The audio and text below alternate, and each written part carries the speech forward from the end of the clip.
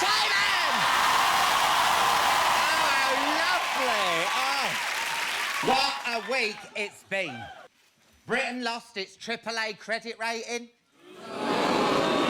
I know, Britain's gone from AAA to AA1. But on the bright side, if we can lose just one more A, we'll be A1 and eligible to take part in the next series of ITV's The Big Reunion. Get in! Yeah. Take that, Bewitched. Yeah. I'm not saying our finances are screwed, but George Osborne is having to prepay Britain's energy bill by keeping a key fob topped up at the co-op. Seriously.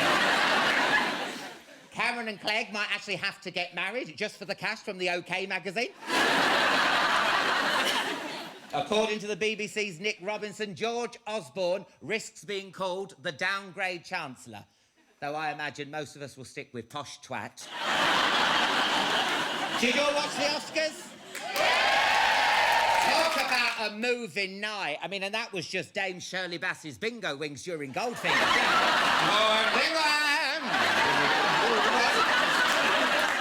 It blew Adele's beehive to row F. Daniel Day-Lewis won Best Actor for Lincoln. Daniel now says he's going to quit acting for 5 years and train as a stonemason. Seriously. That could lead to his most demanding Hollywood job yet, trying to chisel some expression back into Catherine Zeta-Jones's face. Did you see it? Come on! Smile, Daniel! Come on. What about Jennifer Lawrence falling over? I wonder how many blokes saw that from behind and thought, actually, that Miranda scrubs up quite nicely. IKEA had to withdraw their meatballs after they were found to contain traces of horse meat. Yeah, horse in their meatballs. No trace of leather in their sofas, though, but horse in their meatballs. It's worse than it sounds in some cases. The balls were still attached to the horse. To the day they find horse meat in Yo Sushi. Can you imagine? Sitting in front of that conveyor belt, be like watching the Grand National wedding. Come on! Come on! What a lineup we have for you tonight. They've cheated death on the Zambezi to be here, so the least I can do is offer them a little comic relief. Yes, I'll be chatting to Jack D, Dara O'Brien and Mel C. She's one of Britain's hottest young actresses and my favourite Cockney sparrow. That's right, Jamie Winstone will be coming down my apples and pears later. And fresh from his show-stopping turn at the Brits, the one, the only, Robbie Williams will be dropping by to entertain you.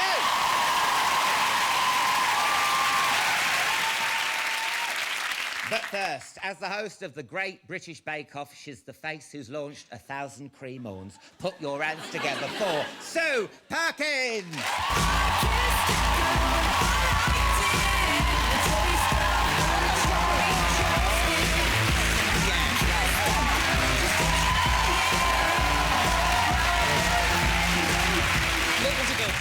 Yeah, help yourself to those. I love the interconnected tray system you have on your nibbles in case you spill and you can just catch it on the next one. Oh, well, why have you done that for? Look, you're spoiling it. It's the first one of the series. All right.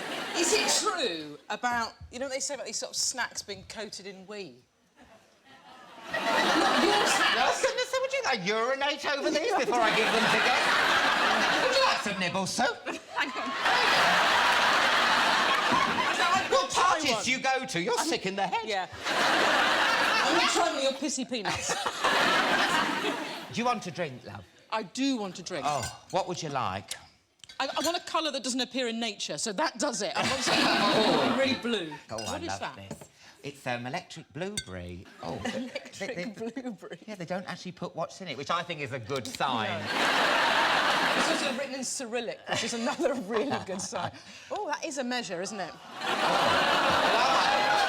Well, I'm having a Caribbean twist mixed mango. Yeah, I'm on my holidays, why not? Let me just give me... Oh, look, as nature intended. Yeah. Look at that. know. Right. Yeah. Cheers. Cheers. Congratulations. Thank you, love. sweetheart. Likewise. Seriously, Ooh. That can sterilise a wound. Gosh. Drink it. Now, listen, has the horse meat scandal reached the Great British Bake Off yet? Not unless they can make flour out of horses. I don't think they've managed to grind a horse sufficiently to make flour out of. But if that happens, then yes, probably. That would ruin the show, wouldn't it, if you cut into a Victoria Sponge and a hoof sort of came out? Mary would handle it. Actually, Mary has fed me horse before. No. On Supersizers. We did 1950 Supersizers. Oh. And they ate loads of horse then. And Mary came and served it. Oh, really? She can pan-fry a flank like you've never seen. Just done. Yeah. Yeah. What does it taste like, horse? Just sort of grim. I mean, just sort of... There's no fat on it, so it's like just... Like a Findus lasagna? A bit like... You've got to tell me about Mary Berry. Yeah. What do you want to know Is she as nice as she seems? Or does she have, like, a dark side? Do you ever find her, like, stubbing a fag out on, like, a bar, take that. No, she's utterly adorable. Yeah. She's only light. I mean, she likes a tipple, I won't lie. Oh, well... I mean, that would be gone. That'd be a memory if Mary was here. No! Oh, yeah. She can inhale it from here. Just one sharp intake of breath. Thank God. Vaporised. Yeah, so she'll go around the benches first thing when we do the first challenge, and she'll sniff out.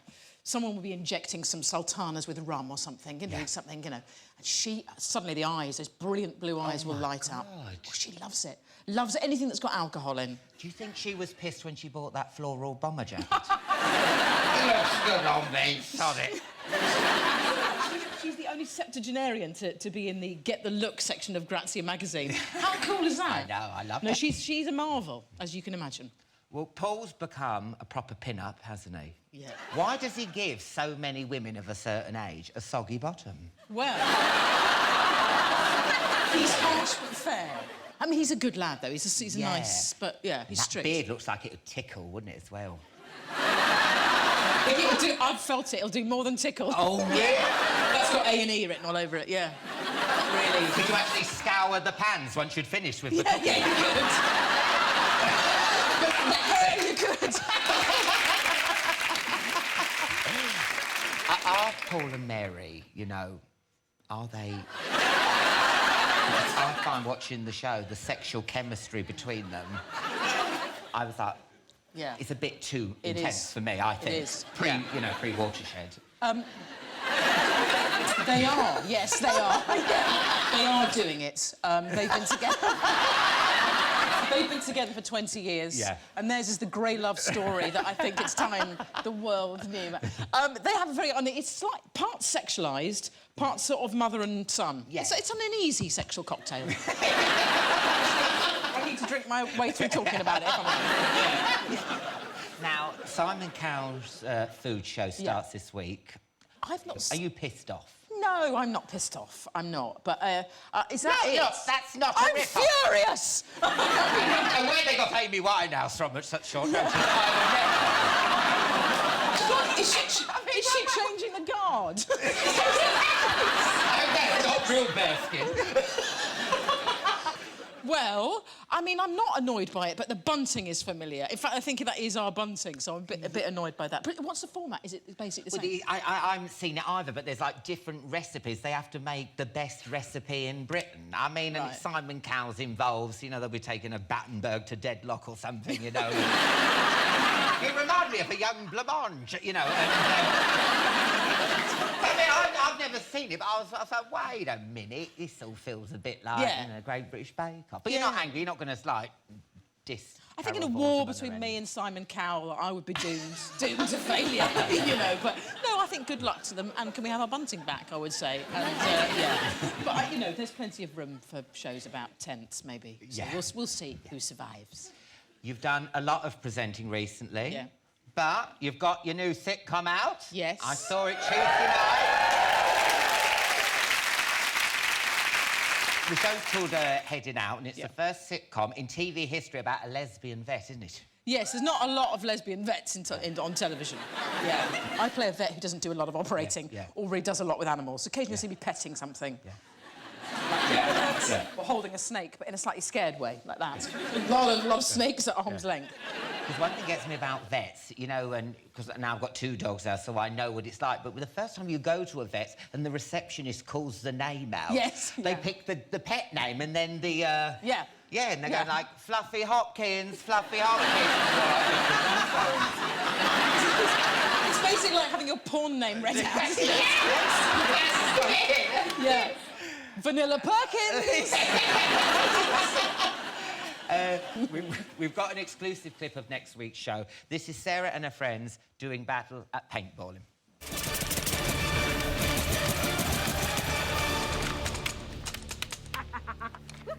You bastards.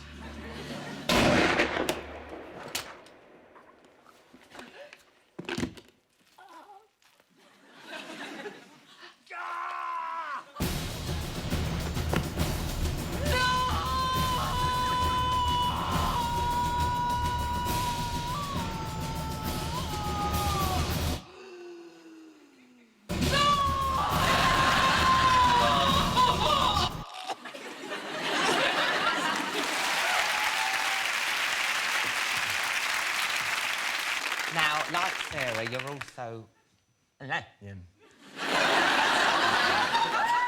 Lesbian. Lesbian!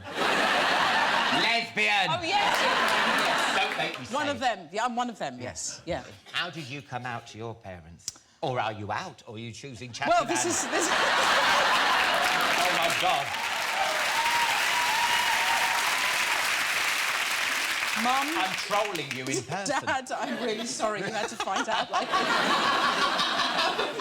So, well, I don't know. I was sort of in my late 20s, 27, 28, and I thought, right, I'm going to do this. Yeah. But in your head, you build up to be a big drama, like, I want maximum sort of maelstrom. So I'm going to ring them up, I'm going to go home, I'm going to say it, there's going to be tears, there's going to be drama. But it's fine, because I'm going to control all that drama. It's going to be really extraordinary. So I rang my mum up and I said, I'm coming home tomorrow. And she went, why? I went, just want to come home for... Why? I said, no reason. And she literally said, is it because you're gay?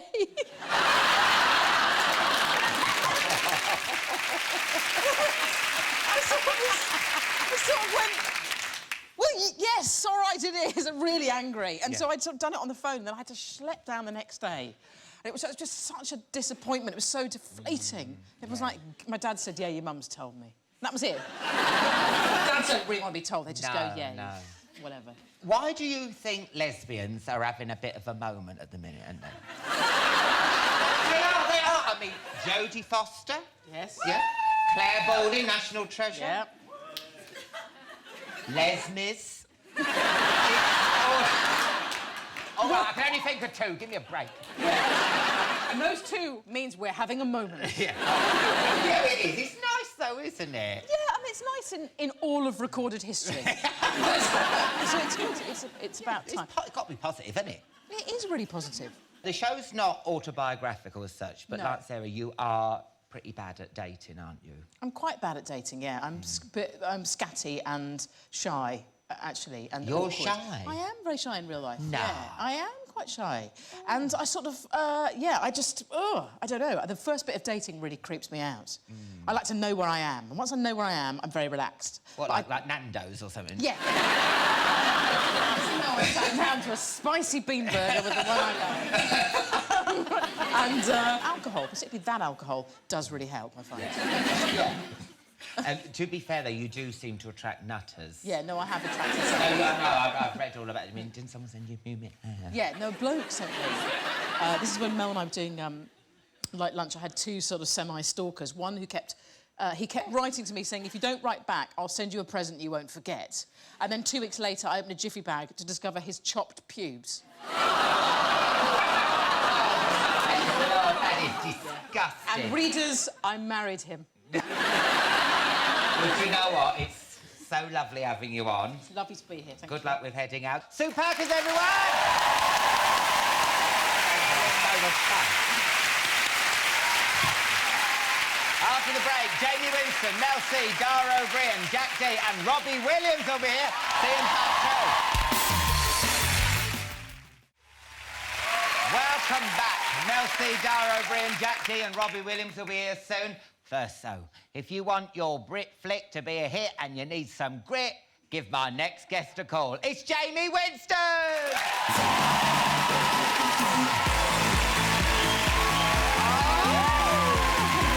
Oh, baby. Yeah, great, love. Oh, look at you. Ooh, look at you. Do you want a drink, love? What have you got there, Alan? Well, whatever you want, my love. This baby sham. Oh, baby sham, yes, please. I love a bit of baby sham. Oh, classy bird you Oh, are, you know, innit? top. I didn't ask for an old-fashioned or champagne, but clearly... Right, do you want to watch the eye with that? Oh, yeah. Did you see it when I had Mariah Carey on? I nearly killed her. Right, here we go. Now, listen. Ooh. Look at that. Now, listen, you kidnapped me, do you remember? A few I do years remember. back after the Glamour Awards. I think I jumped through the window of your car. That's it, yeah. Yeah, that was moving. it. Yeah. Lovely. That's not scary, is it? I was getting away from the paparazzi and we jumped through the window of your car and we ended up having a party at Alfie's. And yeah, and then I lost my shoes. You lost your shoes, which we've still got. Oh, have you? I didn't think back. No, sorry, they're on the, on the mantelpiece. Oh, I was like Cinderella, weren't I? We just saw you. See you later, Alan. No shoes. Oh, bless him. Cheers, babe. Oh. So, have you recovered from the Brits yet? Kind of. Because that's the first time you'd been to... Oh, What was that? it's lovely. Oh, good. No, I have recovered from the Brits. It's a bit of a marathon, isn't it, really? Oh, I know. I've never been before. I was haven't invited been? a couple of years before and I couldn't because I was working and, yeah, I was doing Ghetto Fab that night. I mean, look at that. What actually is that on your dress? I've never seen It's the anything like it. jukebox. It's the Brits. It's the jukebox. It A was... jukebox? Yes. Did you have, like, people pressing your tit going... You got any foreigner? No, I really, really enjoyed it. It's a little bit... It goes on a bit, doesn't it? I know. I didn't go this year, but you looked boring on Did you the give it a telly. miss, babe? Yeah, well, you know, even, like, Emily Sandys Quiff started to yawn at one point. I mean... No, but you know.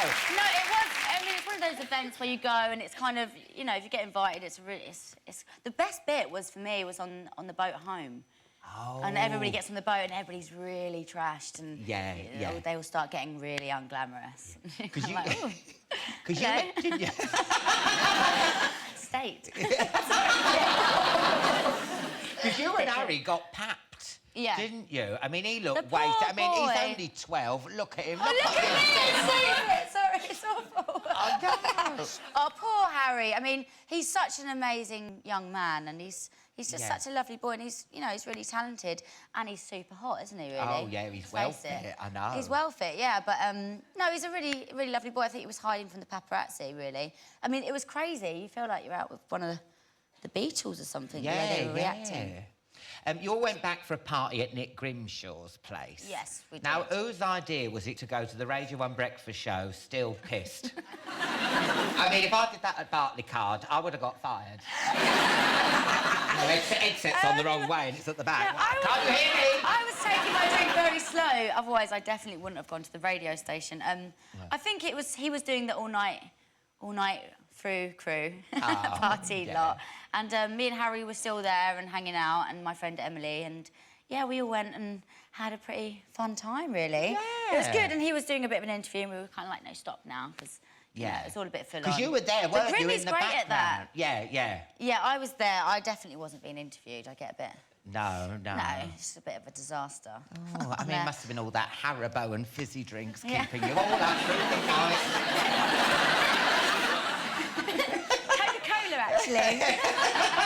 Baby sham. Now, is it true that Harry and Nick are a couple? No, it's not true.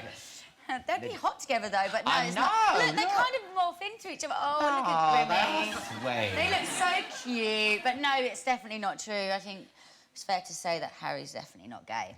Now, you, Nick, Harry, Alexa Chung and Peaches Geldof, you're all the it crowd. How do I become a member? You are a member, babe. Really? You're cooler than all of us, Well, for sure. why don't I get the the phone call when you all go out? Because you just want to sit at home with your snug and your boy like that. You know you do. Yeah, yeah, don't I? Yeah. I don't know. I mean, look.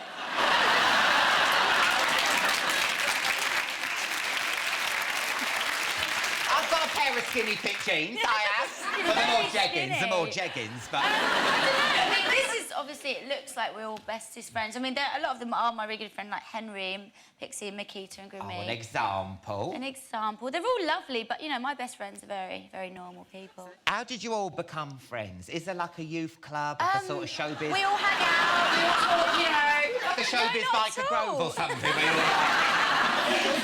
I don't know. I mean, you just kind of... I suppose you just sort of I make just sort friends, of, don't you? You make friends and you click with people, but I don't think it's... I mean, that whole thing of, you know, hanging out because you're famous thing, I mean, all my friends are very not famous and they're all amazing. So I think it's just people see you as that and that it girl, and I was always going to get it because I'm Ray Winstone's daughter, so you kind of just go like that, OK. A bit like that. I mean, we all know Ray as the daddy, but what's he like as the daddy?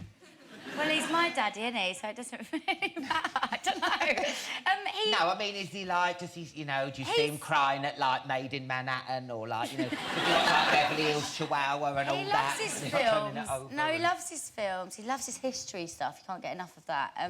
You know, he's brought us up really to be kind of... Has he got that East End thing? Like, yeah, of course. He's just daddy. I mean, he's just really... He's very supportive for what we do and he's always very trustworthy in what we do and he's never really kind of been to, you've got to be like that, or how people say, you know, all right, babe, you know, look after yourself tonight. It's not really like that. Yeah. Well, and it's a bit... No, I mean, there's been some things that, you know, you kind of... It's tricky when you know, you're acting and you're kind of doing these roles and... You know, there's either sexual content or there's, you know, you're being kind of feisty you or... take your clothes off, don't you? Yeah, you know, I have had to, and it's a little bit scary. So what do you like if, say, the film comes on and you're nude in it? Do you go, oh... Well, no, you just say... Off. No. Change the channel.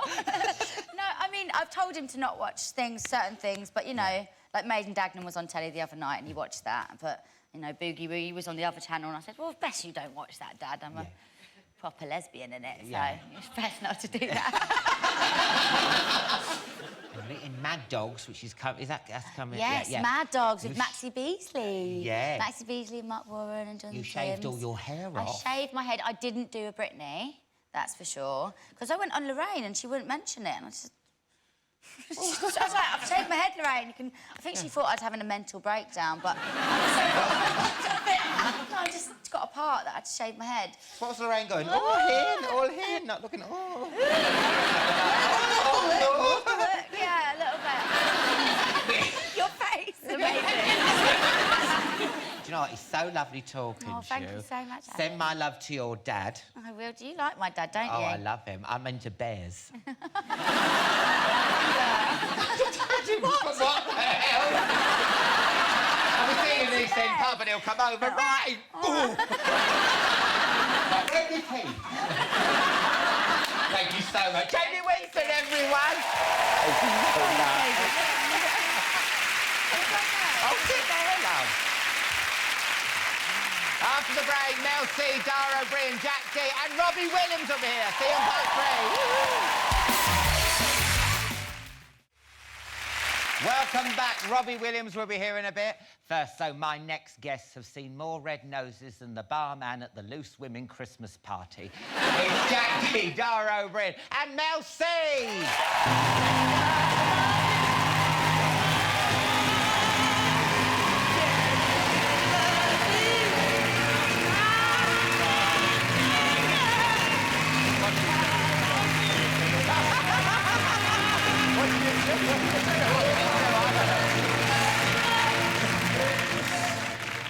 Right, what would you like to drink? What have we got? Oh, my word. I know, we got woo-woo cocktail. Woo-woo? Woo-woo, Lambert. Now, you love I'm Lambert. a Lambrini girl. You are, love. Is it cold? Is it cold? Is it cold? What do you think? Well, the other one wasn't. No, it's not cold. No. Well, it's a globe. It's not going to freeze, is it? That's what a globe is for, isn't it? You put ice in it. Oh, you're so miserable. No, I'm not. You haven't got any there. You're so miserable. I'm sophisticated, that's what I am. And you put ice in your globe when you have friends over. It's the whole point of having a globe.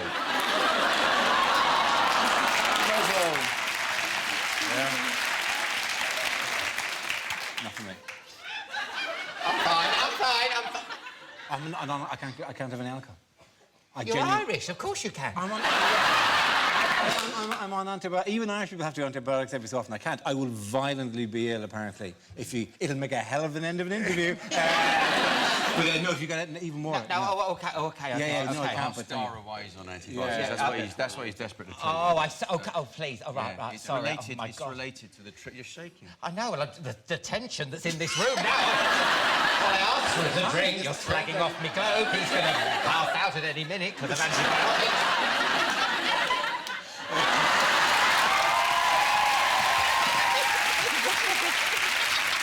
Why don't we know? But listen, you know Comic Relief, last time they got people to walk across that desert, didn't they? Yes. Yeah. What did they get you mugs to do? Tell me. Well, basically, we went down. It was Mel and Dara and me, also Greg James and Philip Zaduwu and Chelsea Healy. We all went down the Zambezi, about sort of 130 kilometres 130 kilometres of rafting down the Zambezi, yeah. And the others wanted to be here, but they drowned. Which is a shame. We did have enough Lambrini, to be fair, so they drowned for a good cause. And anyway, drowning for charity. It wasn't in vain. Something like Comic Relief's a bit like that movie Saw. They're always thinking up new ways to try and kill you. Do you know what I mean? Do you like canoeing, Jack?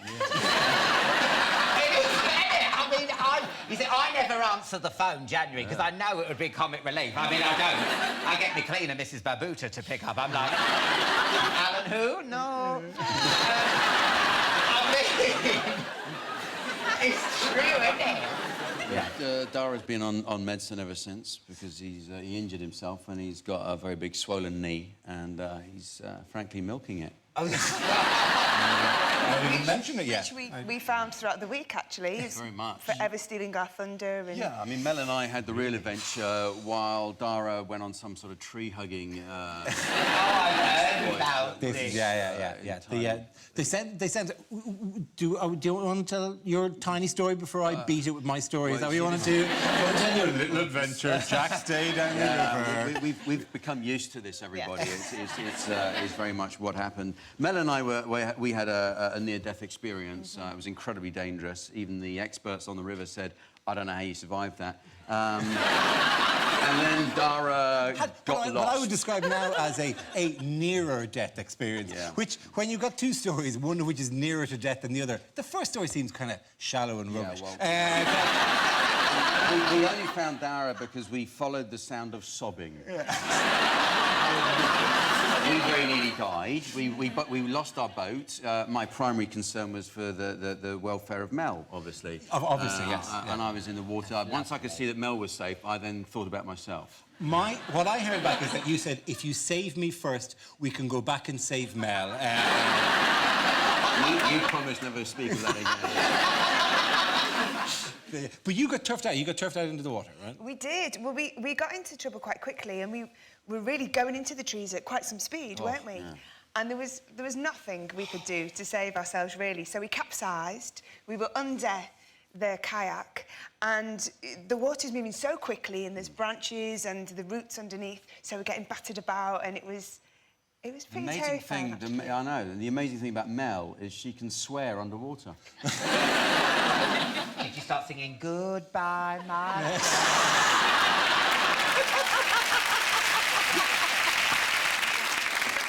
That's what happened to them, right? And they presumably got to the end after this, because their kayak guy, I believe, turned around, got them on board, and this is, oh my God, this is awful, and this is a terrible thing. Got back to the bottom, and somebody said, we've no idea where Dara and Phillips are.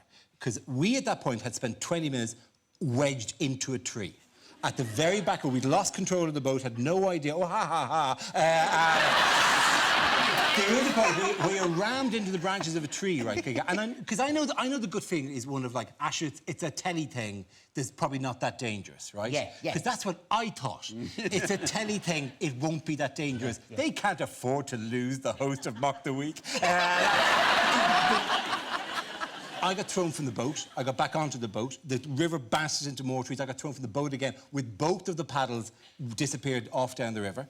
And then me and Philip Sado had a conversation, which I don't think is on tape, where we went, how are we going to get us? And we decided we're just going to have to go down the rapids with no paddles and just see what happens. Because nobody's behind us and nobody's coming to save us. So we had to go down there, we literally jump and just, right, let's go for it. Like, so basically, shit creek. You were... Essentially. Yes. Oh, my God. Somebody who'd gone to try to save you guys threw us a paddle, shouting, try to stay in the middle of the river, right? What am I, like Johnny Riverman? I'm doing this in any random direction, right? The thing is careering around, like bouncing off trees, whatever it's got. So we smash into a thing. I get thrown for a third time, right? Now, he gets pushed into a channel, right? And just rammed up against a tree somewhere in the channel, but he's going nowhere, right? I'm now going down the rapids with nothing, right? It's just me, right? Okay. But there's a tree out of the middle of the river, right? And there's a shot of me getting that tree, right? And then staying on that tree for 40 minutes, thinking, somebody's going to come and save me for this. Okay, there genuinely was quite... This might go hideously wrong, or like whatever. And I think you actually have the... I believe at the moment they did. OK, let's watch Dara going down Shit Creek. Here we go. Dara, away from the trees.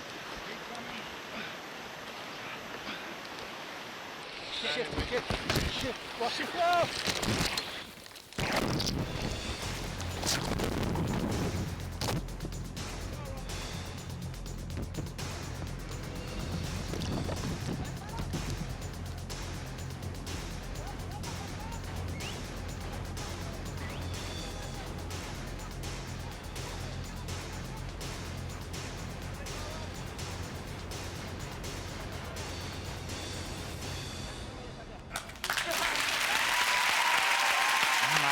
God.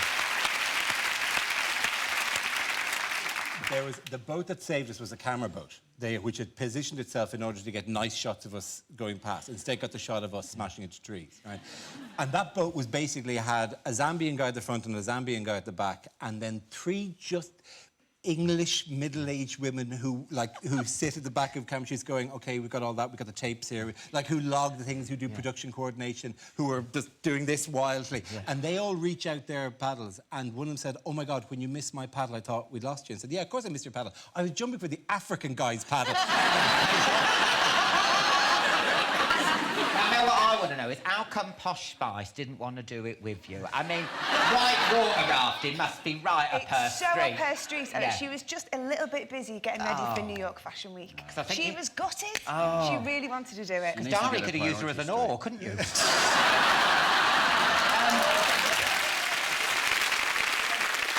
Now, before the trip, you were having nightmares about the wildlife, weren't you, Jack? I was, yeah. I mean, I was genuine. I really, I don't know about you guys, but I wasn't sleeping well at night before I went, because I just thought, I did have genuine nightmares. I thought, oh, you know, waking up, there's going to be crocodiles and hippopotamuses and stuff like that. The crocs were the ones I was terrified of. And the water was so warm in the river that they didn't need to be on the banks basking to stay warm. They could be in the water to stay warm, which is even worse. You can't even see where they are. The water's like muddy colour. It's like it's like a tramp's pee or something in the water. It's like warm and muddy and horrible. But the hippos are the ones that are, apparently, they are inexplicably aggressive. How do they kill more people than a lion? You don't think that, do you? They look so friendly. You think they're just all full of bubble bath or something. And they swim around in circles for the BBC and...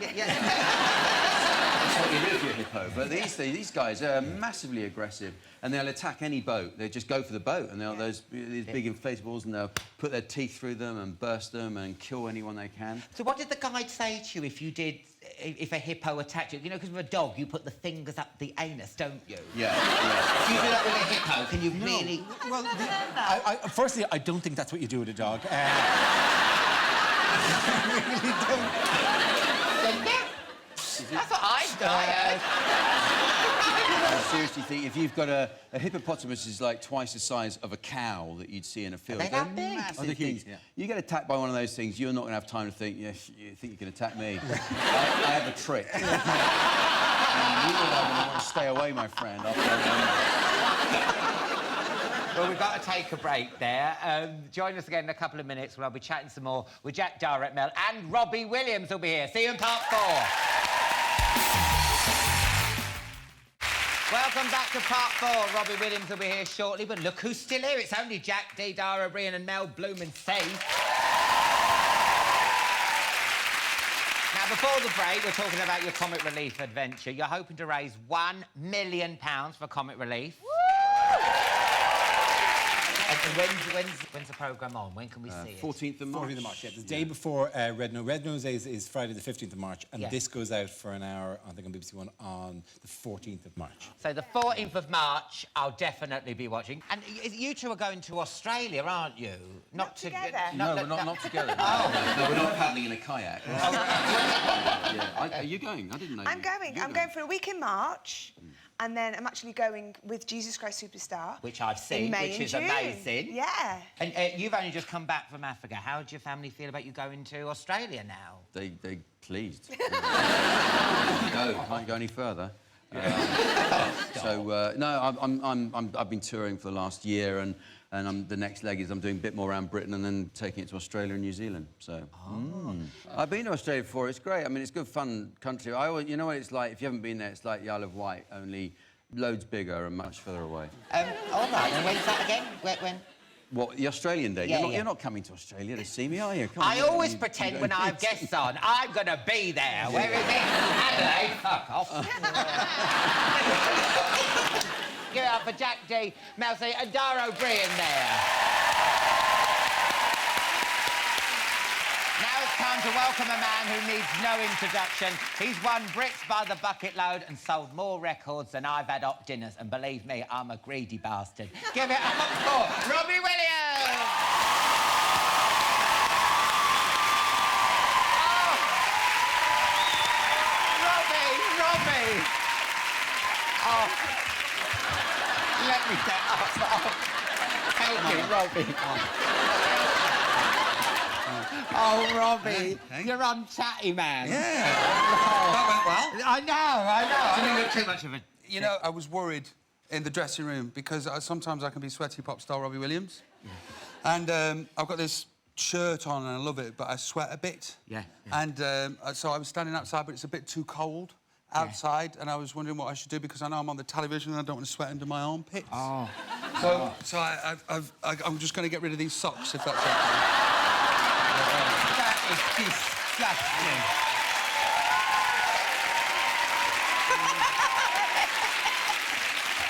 I suppose we could Botox them, though, couldn't we? Yeah, I saw a documentary where you get the Botox. Well, you live in LA. I bet they have that license. Yeah. Go on, give us a frown. Oh, no, hi, yeah, oh, yeah. I haven't. Why would you Botox this face? I mean, what is the point?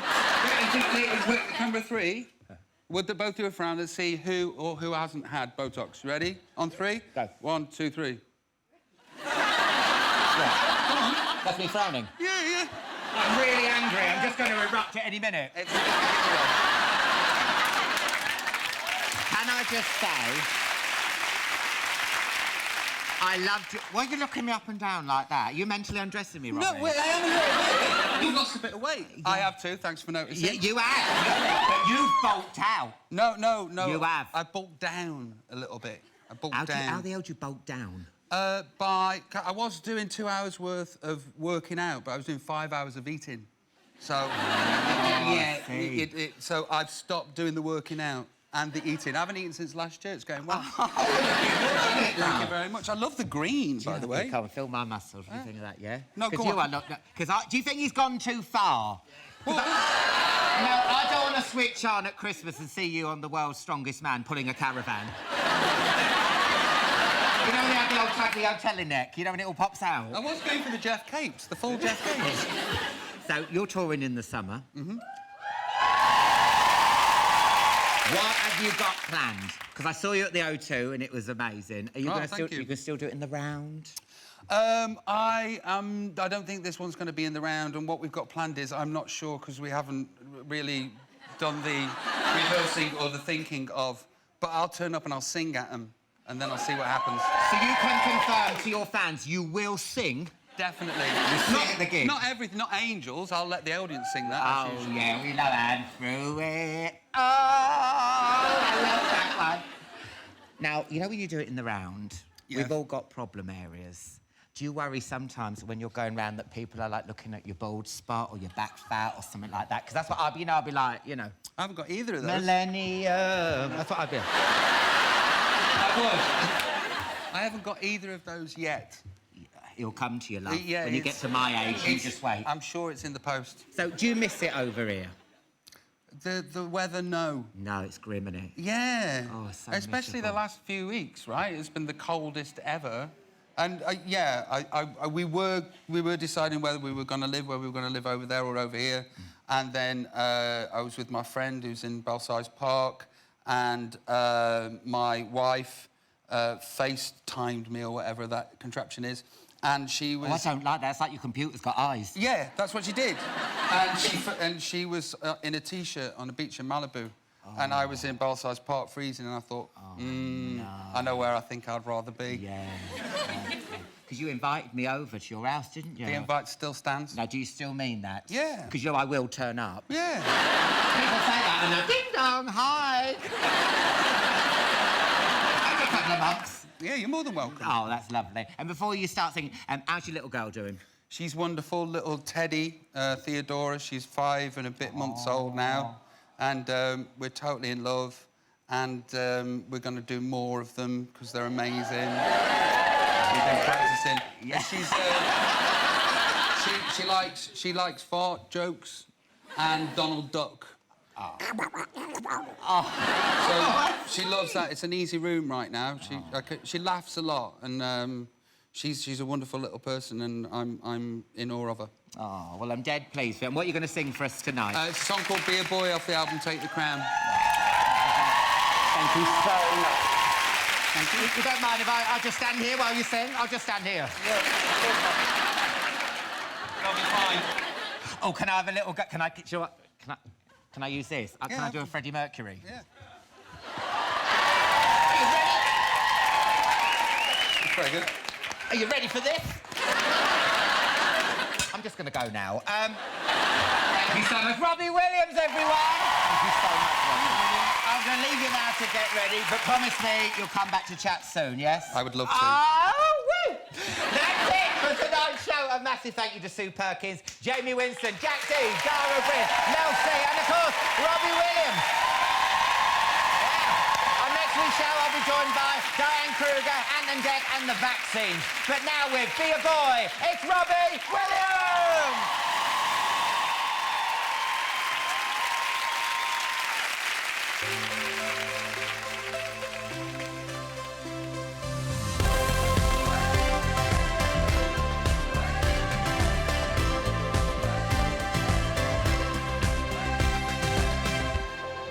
When you're young, you hope to be menacing in vanity. 6 feet tall, maybe more, or bigger now than before. They said it was leaving me, the magic was leaving me. I don't think so.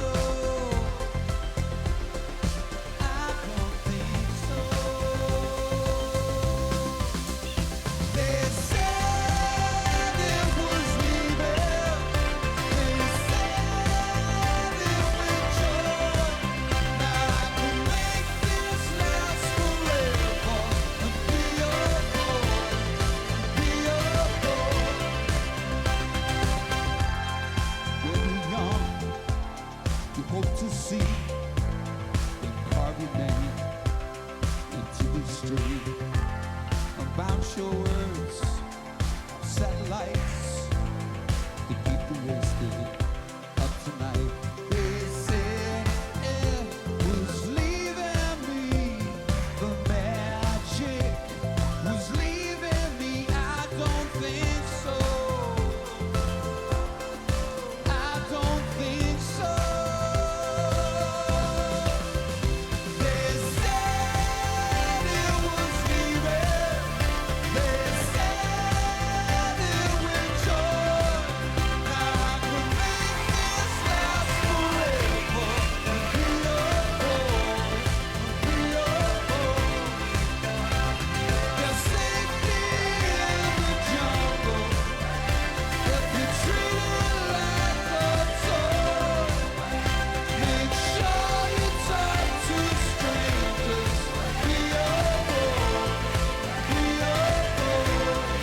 Hashtag awkward, right?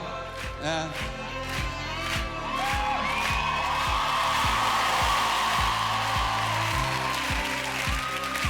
Said it was leaving me, the magic was leaving me. I don't think so. I don't think so.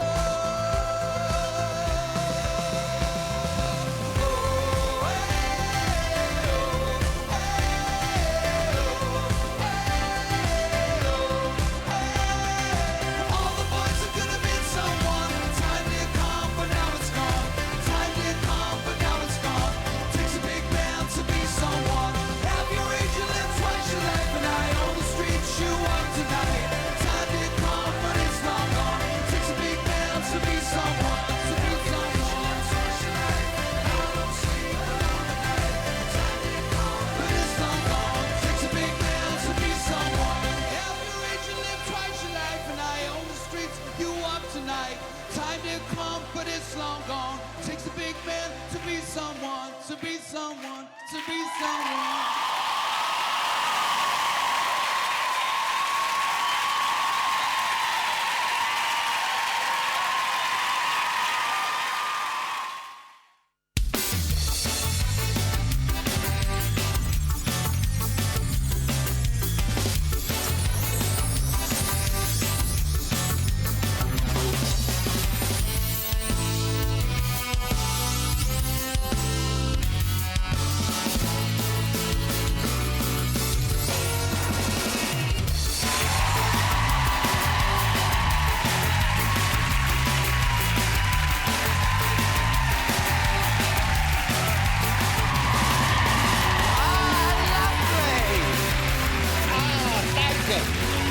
Welcome to Alan Carr, Chatty Man. What a week it's been. The Queen went into hospital with a suspected norovirus. You know what I think happened? She got home from a hard day's waving and just threw a Findus lasagna in the microwave out there. Yeah. Still, I guess one of the advantages of being the Queen with a dicky tummy is you've always got a hat in case of an emergency. She didn't hang around in that hospital long, did she? No way was she going to miss that trip to Harvesters that Charles had laid on for Mother's Day. Money coming out both ends all week. Put your purse away, love.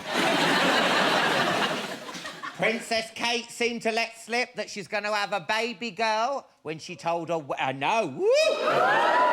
When she told a well-wisher she would give a teddy to her But then again, maybe she was going to say, I'll give the teddy to the Duchess of York. She might make a couple of quid on her next car boot sale. The gender of the royal baby is never traditionally revealed before birth. And in the case of Princess Michael of Kent, perhaps not afterwards either. I mean, what is she? There's been talk amongst the Tories that Cameron is becoming an election liability.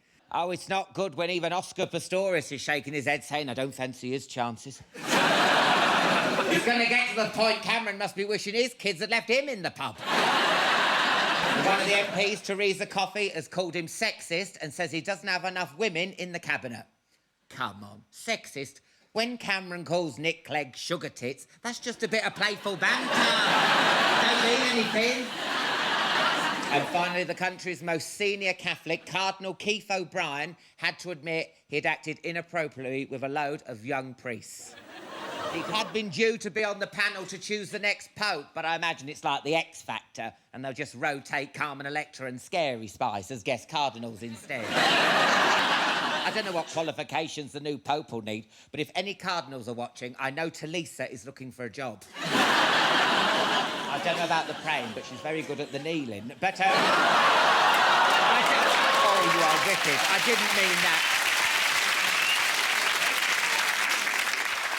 What a lineup we have for you tonight. Women want to be her, men want to be with her, and drag queens usually are her. That's right, the wonderful Joanna Lumley's in the house. Forget Simon Cowell's moves. I'll be chatting to the cheeky pair who've made Britain's Got Talent the hit it is today. Yes, Ant and Dec will be here. And the vaccines will be performing live later. But first, he dazzled his way through the X Factor like an all singing, all dancing vajazzle. So drop yourselves out and let's do this. Rylan Styling! Opa, Gangnam Style.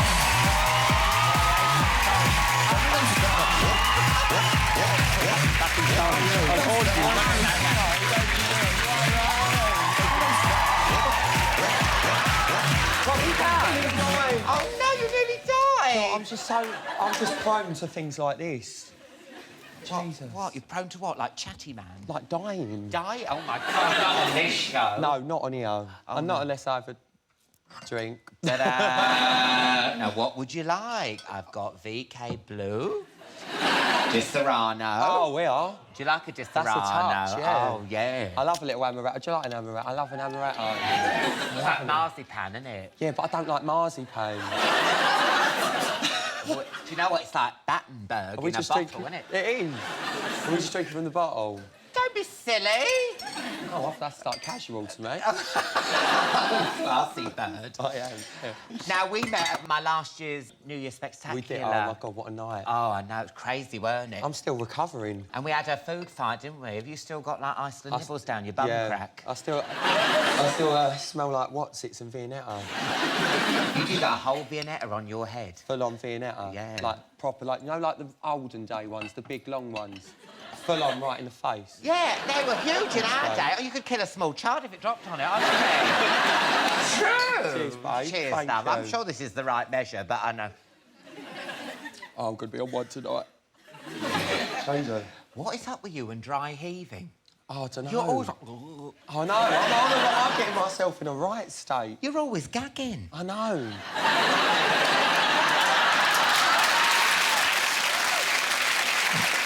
They want to twist it, let them twist Yeah. it.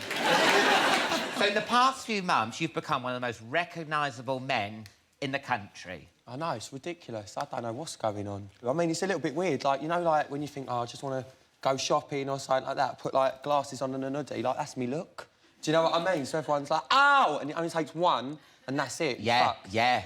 That's it. So you get people following you everywhere. Yeah, do you know what? I've got these, like, 3 people in particular, and they... Yeah, I know. Wait for it.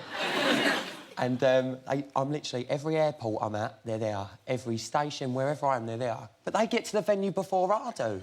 And I don't know how they do it. Honestly, my life. They're like, boom, there. And I'm like, how the fuck do you get here? To be fair, though, Rylan, you do tweet everywhere you're going. I mean, I follow you on Twitter. You're like, oh, I know who it's going to be. I mean, if I was a stalker, I mean, you'd make it so easy. Well, I do you know just what? turn up. They're going to do it anyway. I might as well give them the heads Yeah. up. Do you know what I mean? Why not? Here, don't you get shit on Twitter and stuff? No, do you know what I'm getting now, though? That some bloke come up to me the other day, proper posh, well-to-do, and he went... Yeah. I thought you were an absolute prick on the television. And I went, where's this one going? He's either going to hit me or say he likes me. Yeah. And then he went, but after meeting you, I think you're a lovely guy. I was like, cheers for, like, the double-ended. Bye. Yeah, yeah. It's true, though, isn't it? Listen, I was the same. When you first came, you know, on X Factor, I tweeted, you know, when you had that gold outfit on, and I said you look like a bearded Ferrero Rocher. But that was the look. That was my look. Listen, Dubai. Yeah. You wait till I go to China. All the outfits are... So how's life changed? How big's it got? Have you got your own house now? Do you have a driver? Tell me everything. No, do you know what? I've not changed in the slightest, you know what I mean? Obviously, I've never had money before in my life, so it's nice just to go out and be like, oh, I'll get that jumper. Yeah. But still, I'm like, 50 quid, you're having a laugh. Do you know what I mean, though? But I went out, right? We've just been on the X Factor tour, and we went out, and it was my makeup artist's birthday. And so we all went out, like, oh, come, let's have it up, let's have it up. Went to this little Chinese in Aberdeen. Lovely food. I was like, I'll get the bill, 450 fucking quid. For Chinese. Not for Chinese? For Chinese. I weren't even drinking. Oh, my God. I know. What's it, like, made of gold or something? Well, I don't know, it might have been horse. Probably was, love, Yeah, isn't it? yeah, A lot of celebs came out as Rylan fans during X Factor. Who's your proper celeb mates now? I don't know, like, it's just everyone I meet, I'm just like, well, I've done 3 Spice Girls now, so that's a bit touch. I've got 2 to go. Not like that.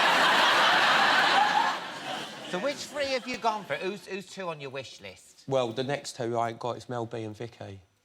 Oh, right. Yeah. So, I mean, Mel B, she should be with the X Factor connections. I should be able to get to her. Yeah. But Vicky Beckham, she's going to be the artist, but she's local at the minute. So I was down Portobello Road today, and I thought, right, let's have a little browse, see if we can see Vicky Beckham, like, chip shopping it up.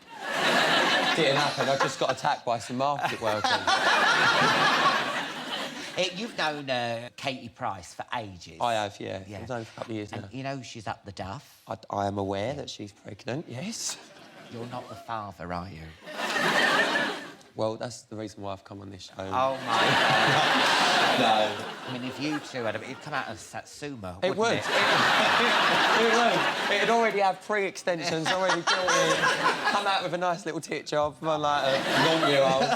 So, yeah, no, I'm not the father to Kate's baby, but I have met Kieran. He's a really, really lovely bloke, and she's really happy, and that's all that matters. Will you be at the birth? I'll be like, come on, girl, push. I'll have my hand up trying to grab it out. you know me, I like getting involved. That would be the best episode of One Born Every Minute, wouldn't it? Come on, girl, sit down. When did you first decide you wanted to be famous? Do you know what, when I was younger, like, I went drama school and stuff like that, and when I was, like, in my teens, I was like, oh, yeah, I'd love to be famous, but now doing it and stuff like that, like, for me, it's not about just being famous. Like, a lot of people thought that's what I wanted just to do on X Factor. Yeah. But, like, it's not like, you know, I actually want to do things and, like, be known for the right reasons rather than the wrong reasons. That's why I did Big Brother, and now, hopefully, people sort of see a bit more of the real me and not that idiot, like, wearing stupid outfits on X Factor. Now, you've got a picture of little Rylan. Look at this. Oh, my God, drop me out. Oh. I didn't know you were a closet ginge. So it's photos like that make you, like, be ill. What's wrong with that photo? That's a lovely photo. Do you know what? That's why I don't wear red, because of that photo right there. I don't own one red top. Oh, God, that is vile. I mean, what makes me laugh, the only thing that is genuinely orange on there, and you've got rid of it. Now, you started out doing a bit of modelling. Yeah, I did. I mean, what happened to this woman here? What woman? You don't really look like you've got... Oh, my God, no, that is not right. I mean, it doesn't... Oh, my God, where have you found these photos? Well, that is not modelling. I was going to say, you don't really look like your art's in it. I'm not being funny. It looks like she slipped. Oh, thank God. No, that is not my... No, two of my mates were doing modelling in Italy, and I was like, oh, I'll come along with you. And Foggy was like, come and jump in a couple of photos. And I was like, oh, whatever. Yeah. And, you know, a couple of years later, there you go. It's back on... We're on Alan Carr. No. With her tits out. No, I mean, did you get any more modelling work from that? Not from that picture, no. No. I was surprised when I saw it. That don't look right. That looks illegal, that photo. Yeah, you just look so pissed off. What do you do? Well, it's like you picked up, like, a bit of dog poo and found a hole in the bag, isn't it? Yeah, I'm not going to lie. I'm not really that interested, am I? Let's be honest. I mean, she's a pretty girl, but it's just... Yeah. No, it's not for me. Now, according to the papers, it's all going to be changing it on the X Factor. I have heard that, yeah. Is it true you're getting Ollie Murs' old job? I've not heard anything about that. I don't know. As far as I'm aware, Ollie and Caroline are still doing it. I thought Ollie had quit. Look, it says in the Sun. Oh, then it must be true if it says it in the Sun. Yeah, yeah. No, I really don't know. I've not been asked to do X Factor, but the fact that they've even said my name, I'm like, oh, my God, like, what? So, yeah, if it happens, great. If it don't, then... Yeah. I'll go back to Essex, have a little tan and shut up in the corner. There was a lot of sexual tension between Ollie and Caroline Flack. If you do get the job, do you reckon there'll still be that tension? Because you did end up having sex with her, didn't you? No, I did not have... Well, I've got to clear this up, right? Well, I heard you had sex with her. Well, so did a lot of people, but I've never said I've had sex with her. What happened then? Well, no, it was the final night. We were all in Manchester, and there was a couple of, like, after-parties going on, and I went to her hotel where there was a party going on, and I just got out my nut. I was so pissed. Yeah. And I was just like, right, I'm going to your room, going to sleep. We woke up the next morning, and I was like, you know when you do, like, that sort of... Oh, I know, I hate that. Did we? She was like, I don't know. But like, we did not have sex, for the record. We're just mates. How do you know? You might have. Clear blue. I'm joking, I'm joking! No! I'm joking! No, I'm joking. No. Oh, my God. We did not. Can you imagine you two at Boots buying a pregnancy test? We look like that. I'm on the floor crying. No, we have not had sex. No. But I love her. She's a really, really lovely girl. No, she is sweetheart, isn't she? It's been reported that Talisa's been given the boot as well. Yeah, I've heard that. Yeah. I thought she was great first year, but the second year, I didn't think her art was in it. Did you get that feeling? See, I got on really well with Talisa on the show. I mean, for me, it's really hard because obviously I didn't watch this year's X Factor. I was on it, so like I was a bit gutted because I love watching X Factor and I feel like I've missed it. Do you know what I mean? It's the same with Big Brother. I love Big Brother and I feel like, oh bollocks, I've missed Big Brother. Do you know what I mean? And it's like, no, I think she's done a great job, Talisa. Yeah, yeah. But you know, it was such a mental year this year for X Factor. Yeah. And I heard that Louis is leaving as well. Is he? Yeah, he's odds-on favourite to be the new Pope. Oh my God! Do you know what? Man exclusive. If Louis turned out to be the Pope, that is a reason to go to church. Do you know what Can you imagine? Oh. And what's this top-secret project you've got with Simon Cowell? I've heard you're going to have a chat with him. Oh, I don't know what you're going on about. I heard it. Is it true? No, there's, you know, there's something coming up that's... There's a project, is that right? It might have already been done. OK. Oh, I wonder what it is. Oh, I don't know. You're going to play one of his moves in the musical. You've ruined it for absolutely everyone now. Yeah, for Rylan, everyone. After the break, Joanna Lumley, Ant and Dec and the vaccines will be here. I'll see you in part 2.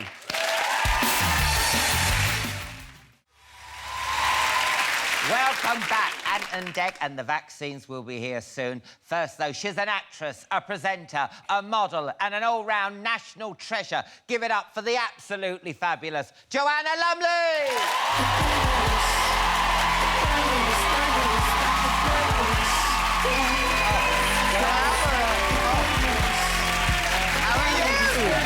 We finally got you on the phone. Oh, this is great. oh, thank you so much. What can I get you to drink?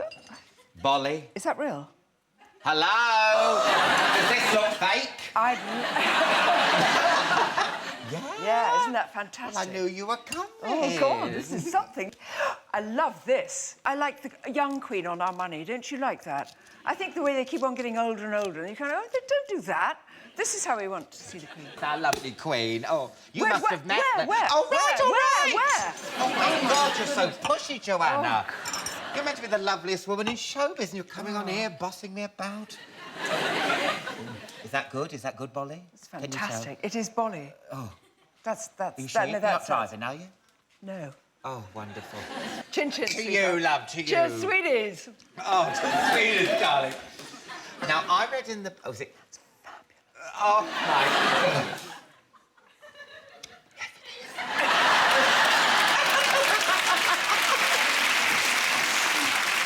Now, I read in the paper you don't like girls getting drunk, do you? No. No, in the... Exactly, because I've hardly touched a drop. No, all I was saying is just be careful, babes, because life is very tough and very strange. Yeah. That's all. Because I was going to say, you're coming on the wrong show. I mean, people just get so... I found one of the loose women asleep under that stamp. They were drunk and, like... People on Geordie Shore look down on me. Oh, no, not you. So you're only having a bit of light-hearted about drinking and stuff. It's not nice when you see them being sick. I think you know this as well as I do, Alan, Yes. that sometimes when the story's gone through several papers and several other quotes and several things, it slightly changes from what you originally said. Yeah, Chinese Which, whispers, unfortunately, didn't it? because of this, I couldn't remember. You know, so No. No one wants to see anyone having sex up against a skip, do they, on a Saturday night? No. No. But I heard, didn't you used to have a go on the old Sweet Mary Jane? Is that marijuana? Yes. They get taken off air. I don't know anybody in the 60s who didn't. They all tried a bit. I mean, there's not, you know, all the politicians who say, oh, I didn't, or I didn't inhale, or I didn't. Everybody did a bit. But it cost money. You weren't a sort of smokehead, so you didn't do lots of it. But everybody go, do you want a bit of that? You go, yeah, fantastic. Pretend you're unbelievably stoned, but you didn't. I mean, everybody smoked. Oh. Or cooked it into little pies like these. What? What, like hash cakes? Yes, they used to cook those. We didn't, but people ate them. Yeah. People did, but they didn't do hard drugs in those days. Because I was at IKEA and I bought a cake recently and the woman said it's really good shit in it and I think she was right. It was actually good shit. Now, listen, what's this about? Yes, go on. You got told Go on. about getting out of a car without showing... Yes. I am wearing knickers Oh, and God, trousers. and trousers. He's like For a Crutchless. second, no, I did. For a second, I forgot that. In the old days, in the old days, when there were short skirts, we all wore very short skirts. Shorter than... We didn't seem to wear tights. We had sort of stockings still, I think, in those days. So if your skirt rode up, you had your stocking tops. So the thing was always to keep your knees together. So getting in and out of the car, it kind of... You glued your legs together, almost like a mermaid. So that's in the car, and he'd open the door and you go, "Thank you so much." And you could give him Who are your you hand. talking to? Just anybody. Just somebody passing. Oh, right, you know. yeah, just... And he's opened the door and said, "May I help you out?" And you go, how "Thank you fabulous. so much." And then your glued together legs come out like that, so that you don't show. And then you say, "Thank you so much," and get up like this. It never happened, but it's better than doing that. Do you know what I mean? Yeah, and girls today, I mean, they can take their knickers off whilst driving a car. You know, it's not fair, is it? You don't want to hear about this. know, I This is my world, Joanna. Oh, is it? Yes. Is it? I live at St Trinian's. We've got to talk about Absolutely Fabulous. Yes. Is it going to be made into a film? If I knew with my hand on my heart, you would be the first person I'd tell, but I just don't know. The truth is, don't look at me, I'm telling you the truth. The truth is, I just don't know. Jennifer said, and she's so funny because she has to announce things publicly. Yes. And so she announced publicly that she was going to write it as a film. But Miss Saunders is a remote person and she's her own mistress. And so, if she writes it, we'll all be in it. And if she doesn't, it won't happen. I do send her emails from time to time. Yeah. Just friendly. Yeah. Hi, how's the film going? That kind of thing. Yeah. She'll do it when she wants to do it. The funny thing is that having played those two women, Eddie and Patsy, for so long and also so late into their lives, because we've played them as bald old people and people with loose teeth, people practically kind of gone, people with sort of intravenous, you know, body and stuff into their arms. And we've played them till they're 108, so it doesn't matter how old we are when we do them, because we know that they're still alive at the end. Yes, of course. So that's okay. Yeah. You're in a new Martin Scorsese film, The Wolf of Wall Street, with Leonardo DiCaprio. I know. Be still, my beating heart. It was just unbelievable. I was filming Jonathan Creek, fabulous Easter special coming out. Easter, long film, complicated, don't miss it, that kind of thing. And the message came through from Scorsese, "Will you come and be in my film?" And funnily enough, my mouth just said yes immediately. Of course. Didn't even answer the part. Yes immediately. And it said it might involve kissing DiCaprio. And I was on the plane. I mean, I bought a ticket. And you know how when there's somebody who's a real star, you're terrified of meeting them if you admire them. And I love DiCaprio's work. Yeah. And you dread them being a monster. Yeah. You dread them being a bit sort of me, and selfish. Yeah. He's fantastic. He's professional. He's gorgeous. He's charming. He's tall. No. Yeah, he's about 6 foot. I never thought he was that Exactly, because tall. film is difficult. You can't really tell. And that iceberg was quite big. Maybe that's what's thrown me. Yeah, when you see him now, you think, oh, he's tiny. Oh, no, because he's slim and slight, but he's very charming and very professional, very good at his job. Yeah. Unfortunately, the kissing, took a little time getting used to it, so we had to try again. And I said, maybe we should try again. Oh, no. Maybe we should go to 27 takes on this. That'll do nicely. So, I mean, you're not playing his mum or anything, are you? No, I'm just saying, because that would be wrong on a lot of levels. It was wrong on many levels, but I'm playing the... Oh, I feel so... Oh, I'll give I'm you some more Bolly playing love. the aunt alcohol of makes his it wife. feel Thank you better. so much. I am playing the aunt of his wife, yes. I'm not playing his adorable girlfriend. I'm playing an old aunt, Just, listen, love, I think it's just amazing. That's okay, though, isn't it? I'm so jealous. God, I feel quite uncomfortable. Now, you've been with your husband for 25 years. 26 years. How does he feel about you travelling the world snogging A-listers? This is the truth. I didn't ask him. I just told him. But I think we're sort of used to each other's work because he conducts operas. But that's a very sort of emotional, turbulent world. Yes. So we're all used to people kissing each other dramatically. Yeah. So we don't mind about it. We know each other's jobs involve lots of hard course. work, long hours, Yeah, charming, and kissing DiCaprio. Do you play the old National Treasure card at home? So get me a cup of tea, I'm a national treasure. Do you do that? Yes, I do. Yeah. I have to be helped out of bed in the morning because I'm a national treasure. Everything is done for me at home. Yeah. Because I imagine you sort of live at Downton Abbey, is that true? Kind of, yes. Slightly larger than Downton. No, I love National Treasure. You know, I know people say it's funny, but I think it's great because it means that I've been banging around the block again and again. It's like looking for a parking space, do you know what I mean? You go round and round, and then people are friendly enough to remember you, and then you do some more shows, and it's still you again. Yeah. And your hair goes up and down and shorter, and you get a bit older and linedier, and then very much older. You get fatter and thinner, and you play good parts and bad parts, and you're still there, like an old car going round, and you go, oh, look. It's the old car. Car, not you, Car. You're the young car. No, like banger. No, you're a banger, but I mean, like an old. Anyway, you know. Look at the picture. I'm very jealous of your career. Yeah. But I'm most jealous about these documentaries you go on. I mean, they are so cushy, some of the holidays you go on. Well, it all started with Girl Friday, when you were stranded on an island. Oh, no. How many days was it? It was only 9 days, but there's still a lot to be stranded. It was a lot of time to be stranded. That's me having cut open a coconut, which I think they brought on because the one I had didn't have anything in it. Oh. I made that necklace from shells. And you got trench foot. What causes trench foot? Being in wet trainers. And I had to wear my trainers in the cave because the cave was made of lava rock. So it was like walking on razor blades. Yeah. Cut your foot open. And when your foot is damp from being in the sea, and then you take your thing off and it cuts your feet, and I thought, I can't do this. So I had to wear the...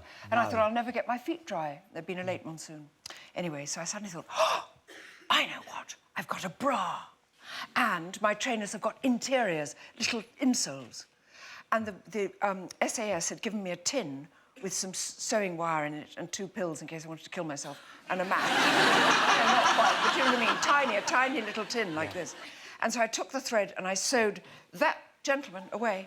I folded, ladies, look, that bit of the bra went over the toe of the shoe, and that bit of the bra went round the back of the shoe, and I sewed them on, and they turned into little espadrilles. Oh.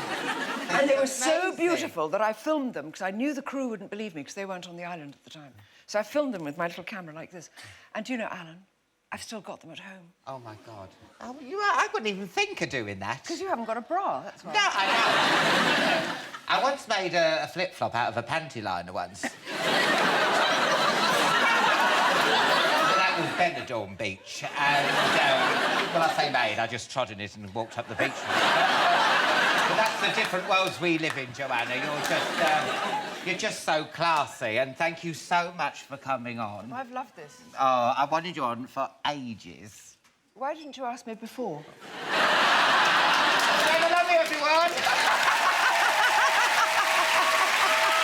Thank you. After the break, Ant and Dec and the vaccines will be here. I'll see you in part 3.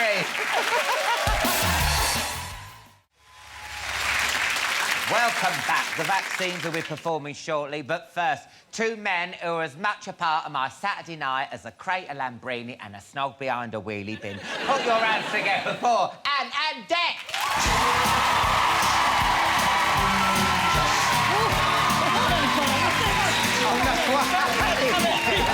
No, really? Oh, my God. When is playing Mr. Slam? I know. I nearly fell. Oh, my God, I nearly killed you. I'm so sorry. Is this because of the NTAs? Is that yes, it is. Yes, it is. Yeah, I've been lubing that step all up. Come and take a seat. Thank my you. God, I'm so sorry. Hi, Ron. Chatty. I love what you've done with the clay. It's nice, isn't it? Really nice. How are you, Alan? Yeah, really good. Thank you so much for coming on. Thanks for having us. What would you like to drink? What Look we at got? this. Oh, we got woo-woo. Sidekick, strawberries and cream. We got a bells. Do you like a bells? Oh, no, it makes... Oh, God, no. It makes him violent. I get violent on whiskey. Do you? Yeah! Should we get violent together? Can I have a woo-woo? Yes, of course you can have a woo. It's 2020, Mad Dog 2020. Oh, eh? That No. brings back memories. Oh, no. Happy days. I remember that when we were doing Bite the Grove, and obviously all of us were a little bit too young to drink. Yeah. But you'd have the odd tipple every now and again, Yeah, and yeah. that was the alcohol pop of choice for Bite the Grove. It's like Benylin. Now, like I said, I know we mentioned it on the way down. Congratulations. Thank you. On the NTAs. Thanks, I Alan. mean, 12 NTAs. Thank you very much. Thank you. That's very kind. Yeah. But you didn't even bother turning up. We were working that. We were doing yeah. Britain's Got Talent on the I London saw Palladium. you there. I saw you. Yeah, it was Simon nice. Cowell wouldn't give us the night off. How tight is that? I know, tell me about it. I've always wondered, what does Simon whisper to the judges during Britain's Got Talent? What do they talk about? Yeah, you know, he goes... Where we are, we've got a little speaker and we can turn the volume up and down as we choose. And when the acts go off sometimes, they talk about the acts and we have a little listen. And it's fascinating. Yeah, The yeah. stuff you hear. It's basically... We've put this picture together, like this identikit of Simon Cowell over the years. And he's like a 10-year-old boy. Yeah. So it's like, if an act's been on, he'll kind of turn around and go, do you know what I love? I love robots. Robots. He loves robots. Yeah, He likes yeah. cars. Robots and Robots. cars. Yeah. Cars. Cartoons. Cartoons. He loves the Flintstones. And we had one act that was doing roller skating. They were in roller skates, and they went off at the end. And he started into this whole story, didn't he, about going to roller boogie in Battersea in the 80s. Never. Yeah. My God. It's fascinating. And then this series, we had these. We get these guys that come on an audition on a trampoline. They're really quite good. So they do this kind of acrobatic trampoline, and then we think, oh, this isn't. Simon's just going to buzz this straight away. Yeah. No buzzers. So we turn up the microphone, and I was going to say, I just love trampolining. I used to go every Saturday. He'd say to a man, I've got this vision of Carl with the pulling his t-shirt out. My God. But it's yeah. So roller skating and disco and trampolining. He's like a walking, talking tampon advert. Is he like roller skating on dogs or something? You know? He loves dogs, Yeah. dogs. Well, see? You're on our screens at the moment with your Saturday night takeaway, That's right. which I think is brilliant. Thank you. Oh, and it's so nice to have you back as well. Thank you. It's nice to have a takeaway with no horse in it, can it? It's been 4 years since the show was on air, so we were a bit nervous bringing it back. We didn't know whether, you know, that people wanted it back or whether it was just us that was interested in doing it, but it's been brilliant. We've had such a lovely response. It's been really nice. And it's a mixture of new and old, and you've still got Little Ant and Little Dec. Yeah. Oh, A new Little Ant and Dec. We got the old ones back and realised that they're now like 6'2". Yeah. So we look like Little Ant and Dec. We started a search for a new pair. There they are. They just look at them. They're really cheeky. They run the joint. Honestly, they come down on the Saturday of the show. They run the studio. They just everybody running after them. They're brilliant fun. Now, is it true the old ones got into a bit of a to-do with Bruce Willis? Is that right? Yeah, years ago, Did he start shouting at them? He, well, you know, they used to go to, like, the film junkets and interview the big Hollywood star, and everybody played ball. I mean, everybody just got on with them and Well, had they're a two laugh little with kids, them. aren't Yeah, they're they? two lads, you know, even if they didn't like it, they'd have to go, oh, I can't shout at these. Or from Bruce Willis, who, and I love Bruce Willis as well. It was really good. Yeah, he was, I think he was a little kind of tired from doing all the interviews or tired from the night before or whatever. Anyway, the boys walked in and he took one look at them and they started going, how about your bally head, Bruce? Which, you know, wasn't really going down too well. Yeah. And he didn't answer any of the questions, just looked at his two press people and went, you and you, outside now. No. Quiet, you two. Walked out, and yeah, they were in tears, bless him. Oh, I know. He seems so nice and die-hard, doesn't he? You think you know someone. You think you know someone. Yeah, and he does that. I didn't think you could top the prank you did with Louis Walsh. Oh. But the one with Jeremy Kyle was, oh, my God. For anyone who missed it, tell them what you did. We had a hit list before we started the series of people we'd like to prank, and pretty much top of the list was Jeremy Kyle. So we had to think of a way of doing it. So we decided the best way to do it was to fly to New York and appear on Jeremy Kyle USA. And I was on the show as a guy who was so distraught about the death of my pet cat Smudge that I'd started to have plastic surgery to look like the cat. So we kind of went on and we got him hook, line and sinker into the story. But it's probably one of the most nerve-wracking things I've done, walking out on that stage and the audience are all there and, you know, you say a few words and they're like, oh, shut up, man! And there's all this American audience. Yeah. And they're going for it like it's a proper Jeremy Kyle show. Yeah. It's so surreal to be in the middle of a Jeremy Kyle show. We've got an exclusive clip. This is from tomorrow's night show. Yeah. This is Emma Bunton interviewing for a new PA. Great. Let's have a look. Sort of. Open the second drawer. Take out the dummy and put it in your mouth while you're listening. Offer her the other one. Do you want one of these? I just like to do this when I'm thinking. Sometimes I do this when I'm thinking. Do you want one? Do you want one? Yeah, sure. You get the gin out. I might dip my dummy in it. I might dip my dummy in it. It's 5 o'clock somewhere. It's 5 o'clock somewhere. Gin o'clock! Gin o'clock!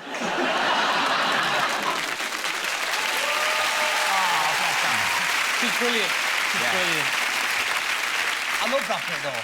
And Ant vs Dec has been going for, and it's five series now. 5 of them we've done. Yeah. I think it And is, you've yeah. never won a series. That's funny, isn't it? No, I've never won a series. You've never won. Never won a series. How does that make you feel as a man?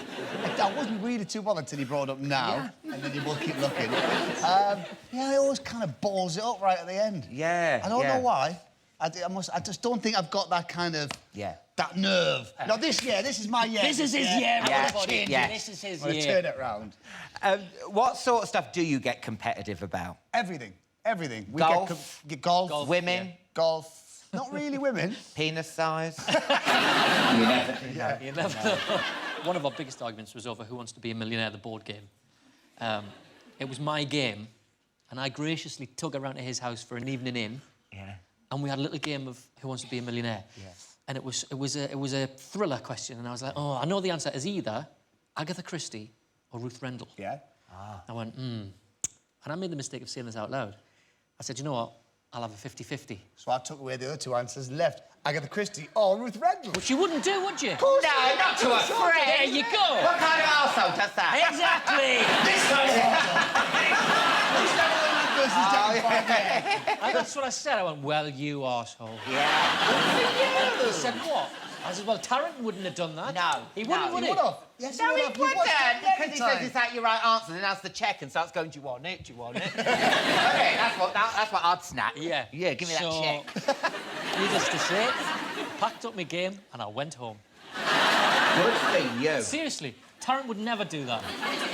Now, you're always working together. Yeah.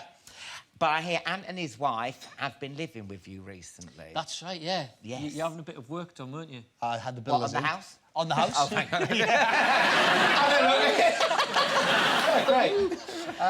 Yeah, That so trout we out. did a desk for a couple of nights. Yeah. Yeah. So what was it like all under the same roof? Was it all right?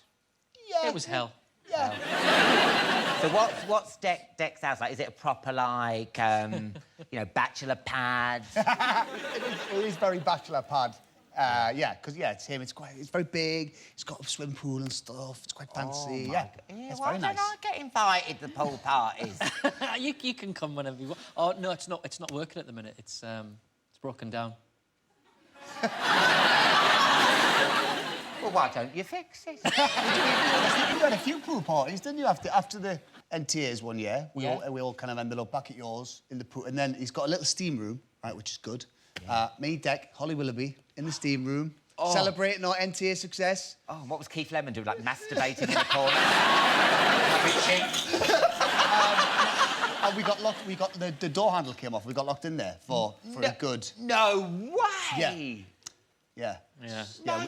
Obviously, we got out in the end. Yeah. But, that was a frantic 7 minutes. My God! Well, Holly, this seems to be the end.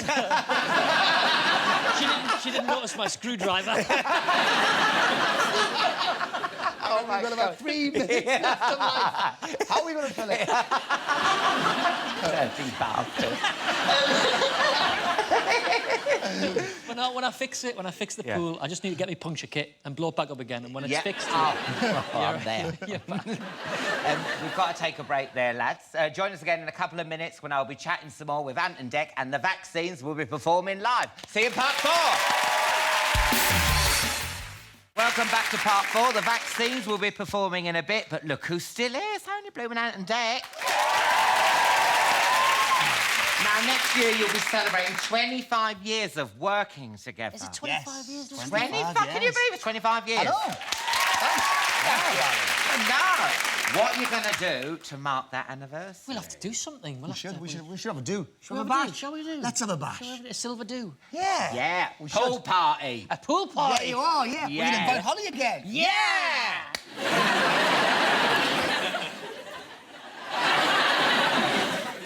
On my mix. How's that sauna door? It's jammed again. Yes, So do I. Yes. So who was the one who asked the other one out? Which no, how did it start? Who made the first move? I think I made the first move. Oh, my God, what did you say? Well, we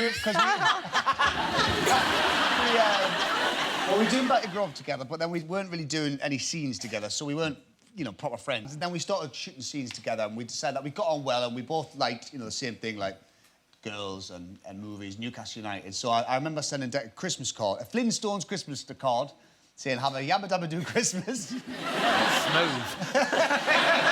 Fancy coming to the Newcastle Grimsby game on Boxing Day. He had me at Yabba Dabba Doo.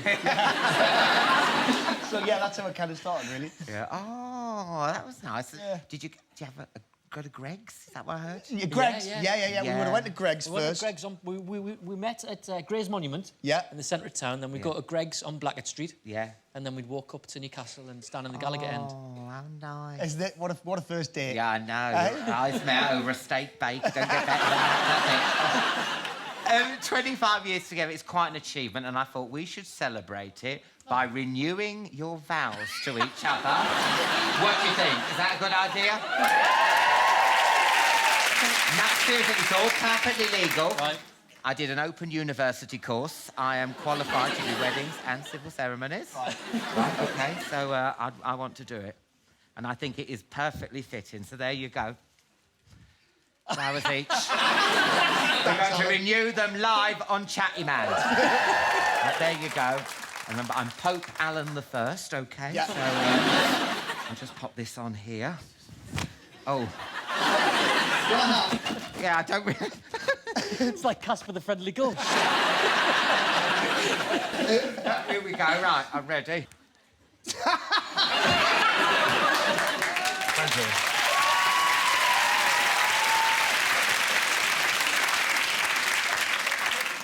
Dearly beloved, we're gathered here today to join Anthony and Dec.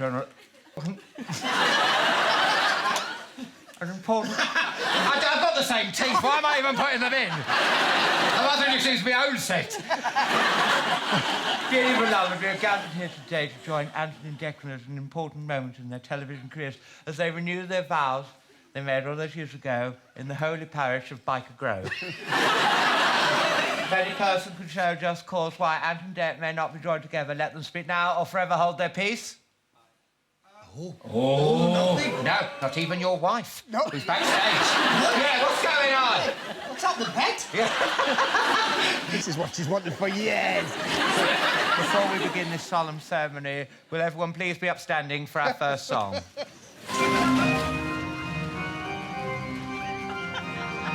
Let's get ready to rumble! Let's get ready to rumble! Get ready! Get steady! And rumble! Everybody rumble! What just wrecked the mic? What just wrecked the mic? Psych!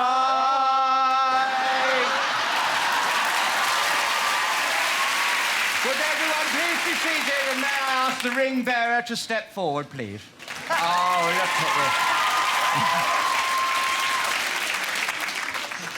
Will you please turn to face each other? Declan, will you continue to work with Anthony in sickness and health? I do. Wonderful. And do the same? I do. Okay. Alan, I do. Right, if you take Rylan's ring and put it on your finger. Thank you, Alan. We're in a church. Just chill out, all right? Put the ring on. Will I put it on there? Yes, please. And then please take that ring. I was going to fit over your other ring.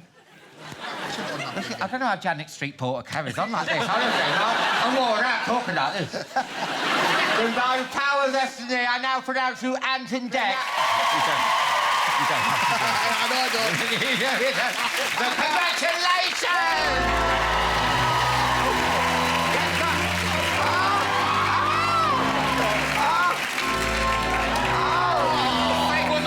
Same woman's for two. Ant and Dec, everybody! Oh, thank you for being such good sport. Thank you. And good luck with the rest of Saturday Night Takeaway. That's it for tonight's show. A massive thank you to Rylan, Joanna Lumley, and of course Ant and Dec. There's no Chatty Man next Friday, but I'll be back in 2 weeks' time when I'll be joined by the Saturdays and Sean Paul and Hollywood superstar Ryan Reynolds. But now, with bad mood, it's the vaccine!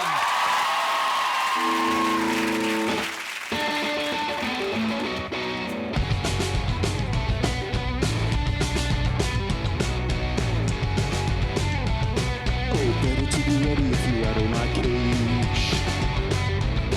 Oh, I should loosen up some, baby, I know. But I get angrier with age. Better to be ready if you rattle my cage.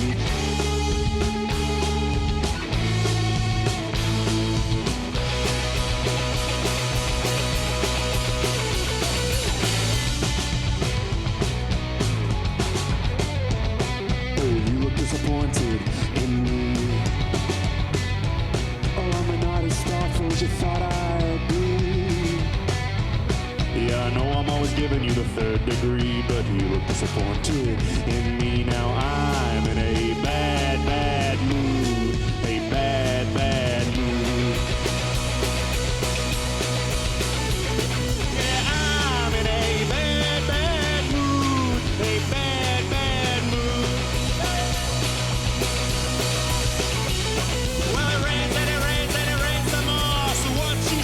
Summer for. Forgive me if I'm untoward and out of order, but I suspect that with respect to your perception, you're looking in the wrong direction. And this is shit that you can prove. I'm in a pretty awful mood.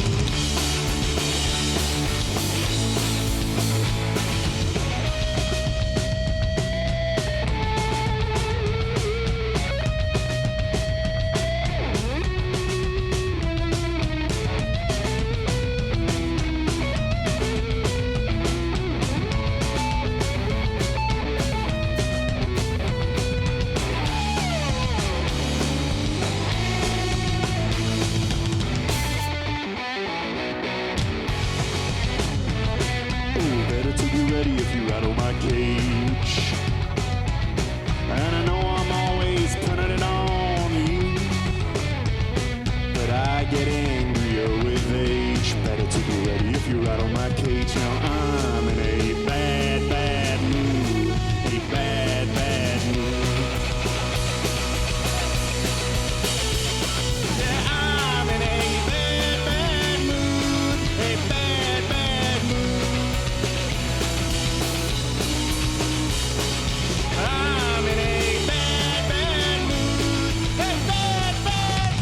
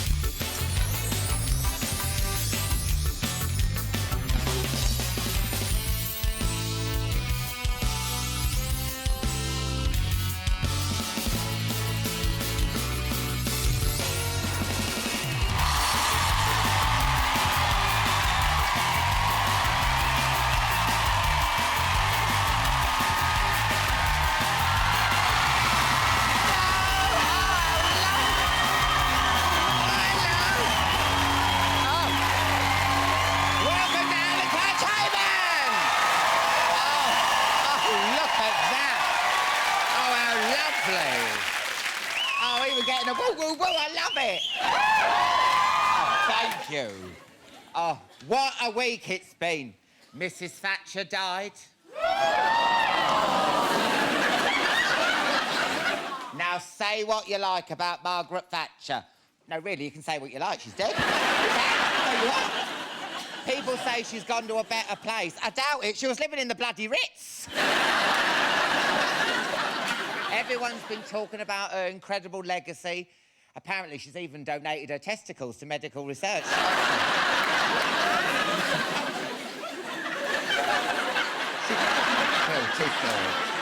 She divided opinion. Who liked her?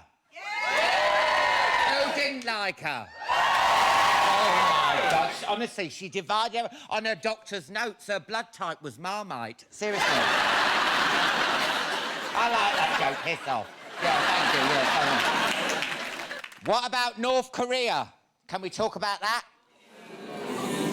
That leader, Kim Jong-un...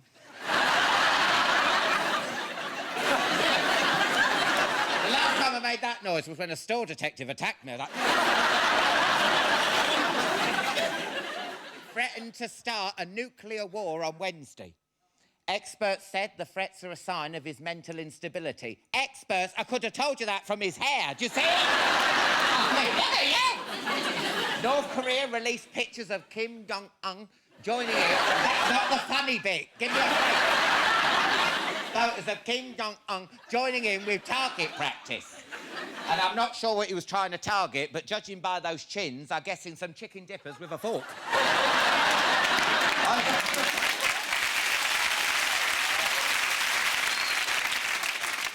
But threatening nuclear war. I'm seriously thinking about unfriending Kim Jong-un on Facebook.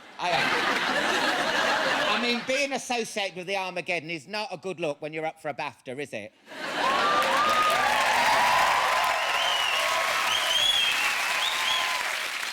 And finally, Britain's Got Talent starts again this weekend, and Amanda Holden has revealed that Simon Cowell doesn't wear pants. Bra, yes, but pants... Seriously, when I saw the headline, Britain's Got Talent star wears no underwear, my first thought was, oh, my God, Subo's done a Britney. I know.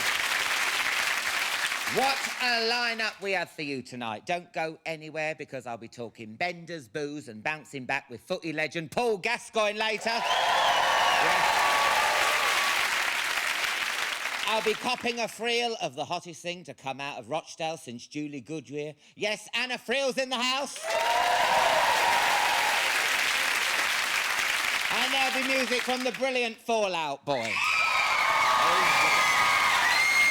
But first, science hasn't been this sexy since I put peephole panties on the skeleton in my school science lab. Put your hands together for Professor Brian Cox!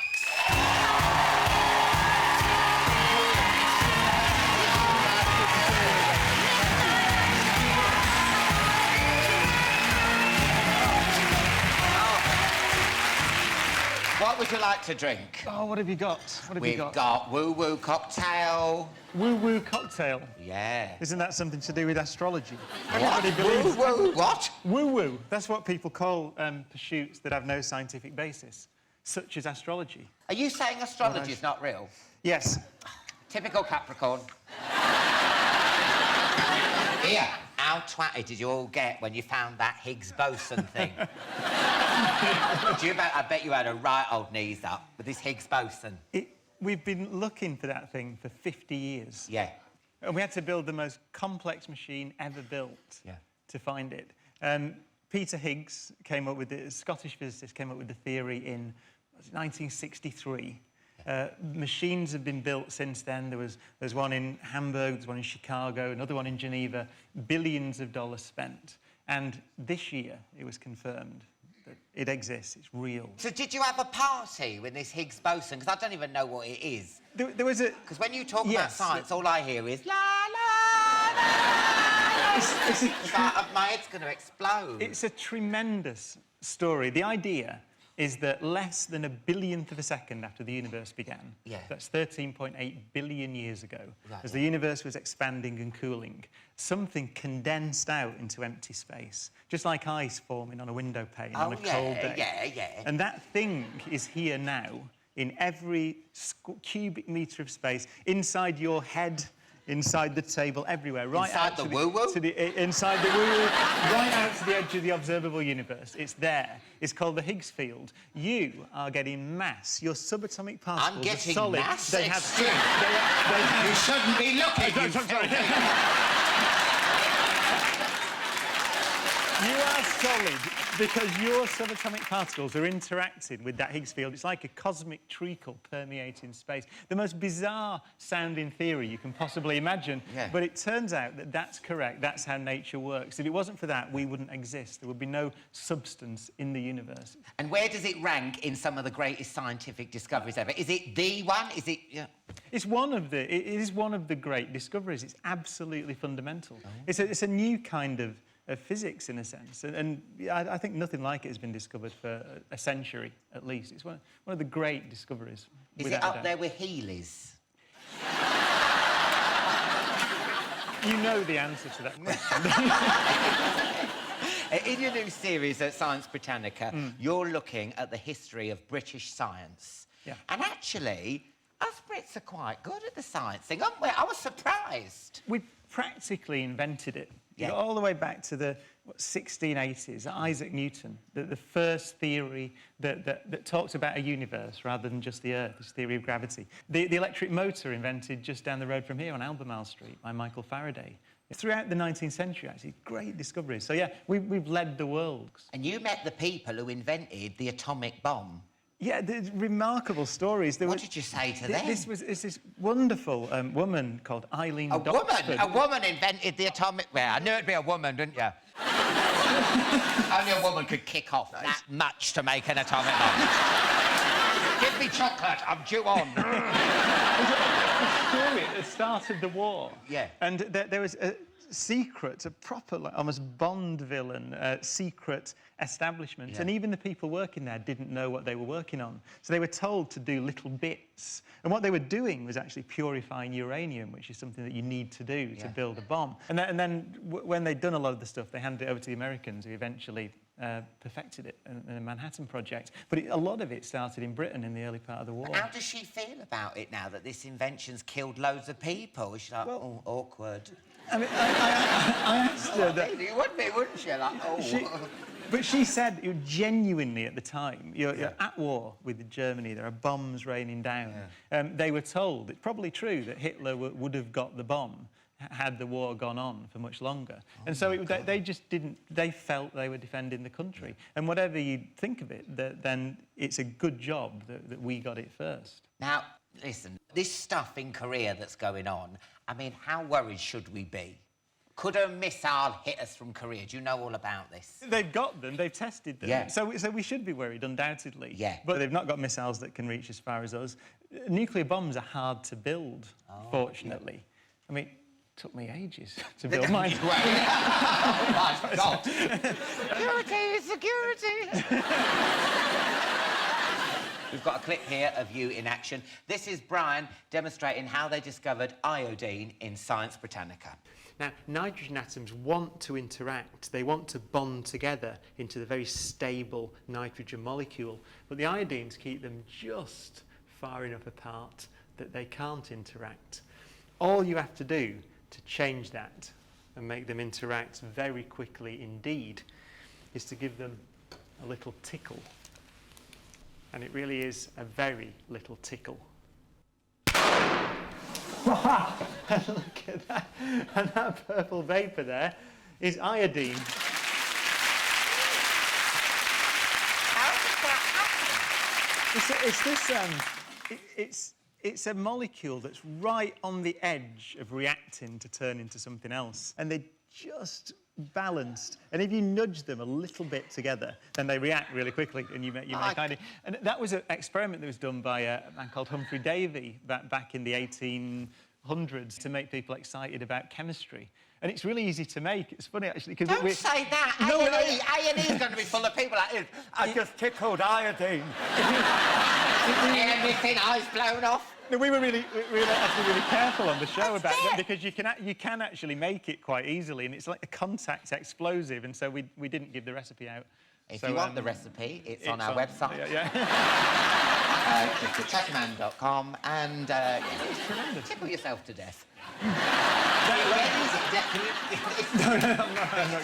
Don't tell me, but can you get the stuff in like a B&Q or a... No, but I think you can get... I mean, that stuff is in school chemistry labs. And, no way. So it's an easy experiment, but it just shows you. Now, we all know you played the keyboards for D-Ream, but wasn't it your physics teacher that got you into it? Yeah, this is back in the 1980s, early 1980s, and I was into bands like Ultravox and OMD, like Kraftwerk, those things. Oh, yeah. And there's particularly Ultravox, they used to have this sound where they used to play a chord and it used to go dig-a-dig-a-dig-dig, and it used to trigger like that, and so they had Vienna and things like that. And I didn't know how to do it, and myself and a friend of mine asked our physics teacher, and he said, you build one of these, this little box. And so he drew a circuit diagram, and we got our soldering irons, being very geeky little 14-year-olds or something, built the little box, plugged it in at home and made that sound. And years later, I met Billy Curry from Ultravox, and he said exactly the same thing. He said, I built a little box, soldered it together. Oh. And so music at that time was really geeky. Electronic music was geeky. Right, all keyboard players were soldering things together and building their own little bits. But more importantly, have you been asked to go on the big reunion? Well... That would be on that D-Ream. My problem is I've never heard of it. I've never heard of the big reunion. No, someone said it's on one of those ITV channels on number 58 on the box. Well, no, listen, it's addictive. It's like crack. Is it? Right. Bewitched have come back 5, haven't they? I think D-Ream. Because you come and do that, things can only get better. There was once it was about 15 years ago, so even then we were old and we'd basically finished the band. And we walked on stage somewhere with steps at the GMEX or something like that. And all the audience, even then, said, who are these fat old men wandering on? No, that was like 15 years ago. You could see there's about 3 mums stood up in the audience and went, and there's about 10,000 people. And that was 15 years ago, so I don't think anyone remembers D-Ream. They do. I don't, do you? But is it true that the song isn't scientifically correct? It's an absolute scientific atrocity. It couldn't be more wrong. It's an insult to all physicists and scientists. It's terrible. I'm ashamed deeply that I participated in such an incorrect piece of songwriting. Things can't at every get level. better. Things get worse. The statement, things can only get better. That's not a good anthem, is it, if you're off your face in a nightclub? Things can get worse.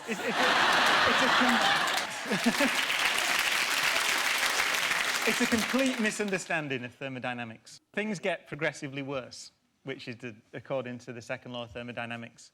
Everybody knows that. It's true. Things become more disordered. Yeah, well, I think we should perform the scientifically accurate version now. Do you think so? I think so. Are we going over there? Yeah, let's go. Now, you know what it is, don't you? This is my backing singer, Boney Tyler. Yes. I need a hero.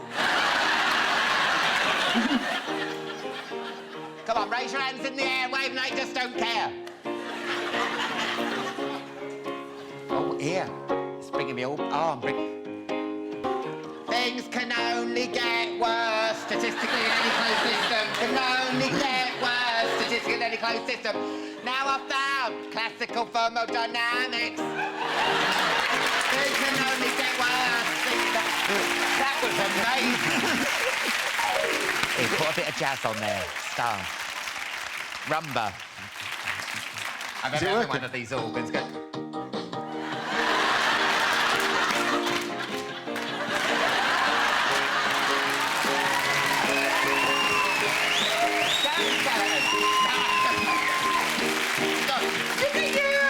Now you must stop.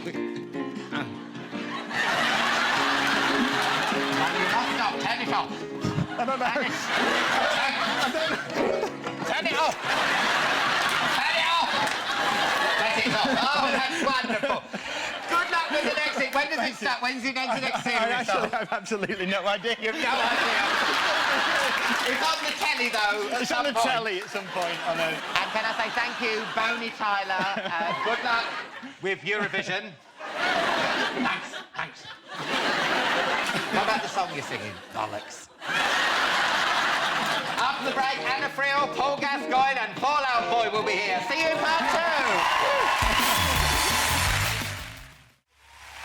Welcome back. Paul Gascoigne and Paul Outboy will be here soon. First, though, she's gone from having Nookie in Brookie to starring in hot new Brit flick, The Look of Love. It's the gorgeous Anna Friel!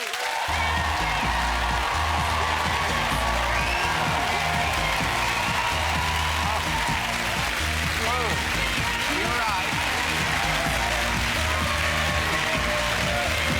Nice to see. What am I having? Well, what would you want, my love? We've got it all here. We've got VK Blue. We've got Lambrini Cherry, which is my favourite. I do like that. Have what you choose for me. OK. What about that? It looks like it's got a Foxy Bingo Man on the front. OK. Let's have that. Let's have that. Go on, then. No, do you know what? I'm going to have Lambrini. Sod it. If I don't like it, can I change my mind? Oh, you probably won't like it. It's probably... You love it, yeah? It's gorgeous. No sugar in that straw. Did you see that disappear? I'm like that dynamo. I'm like dynamo.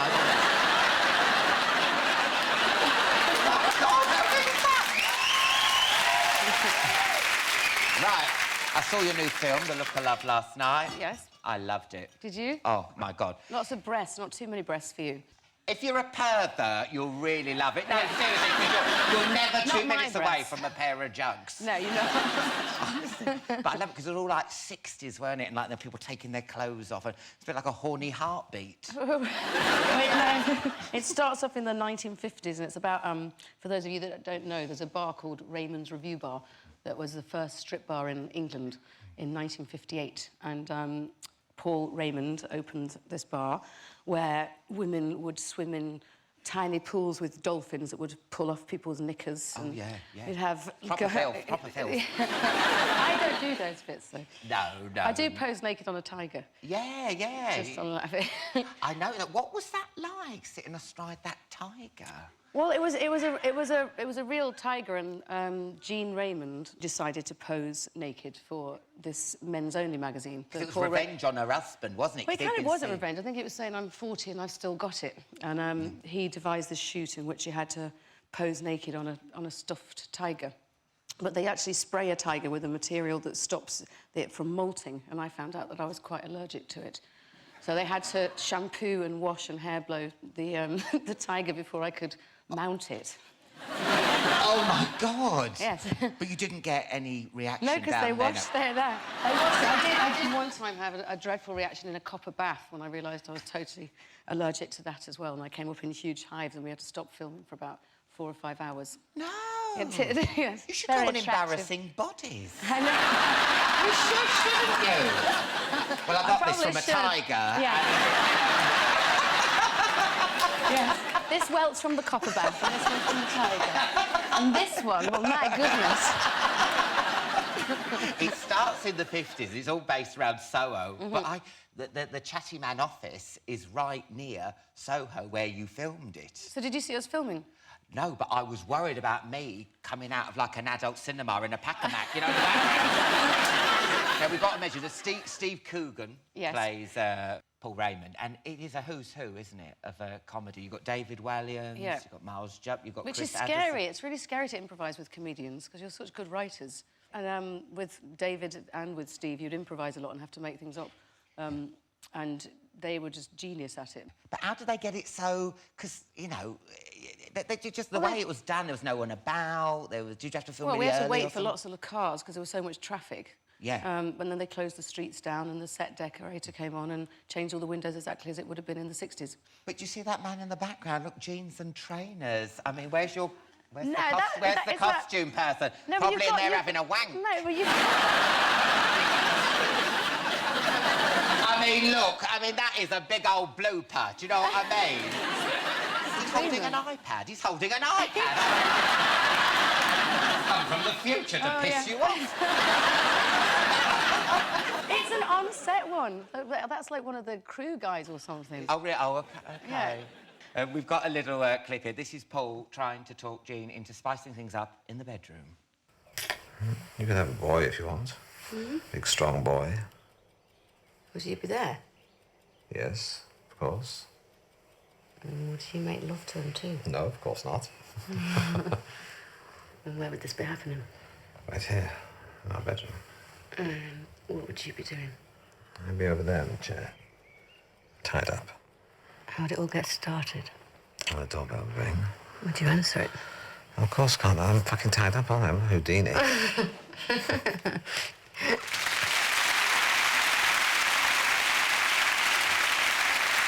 Is it true your dad tried to stop you taking the part? He didn't go as far as trying to stop me taking the part, but the character I play is dead.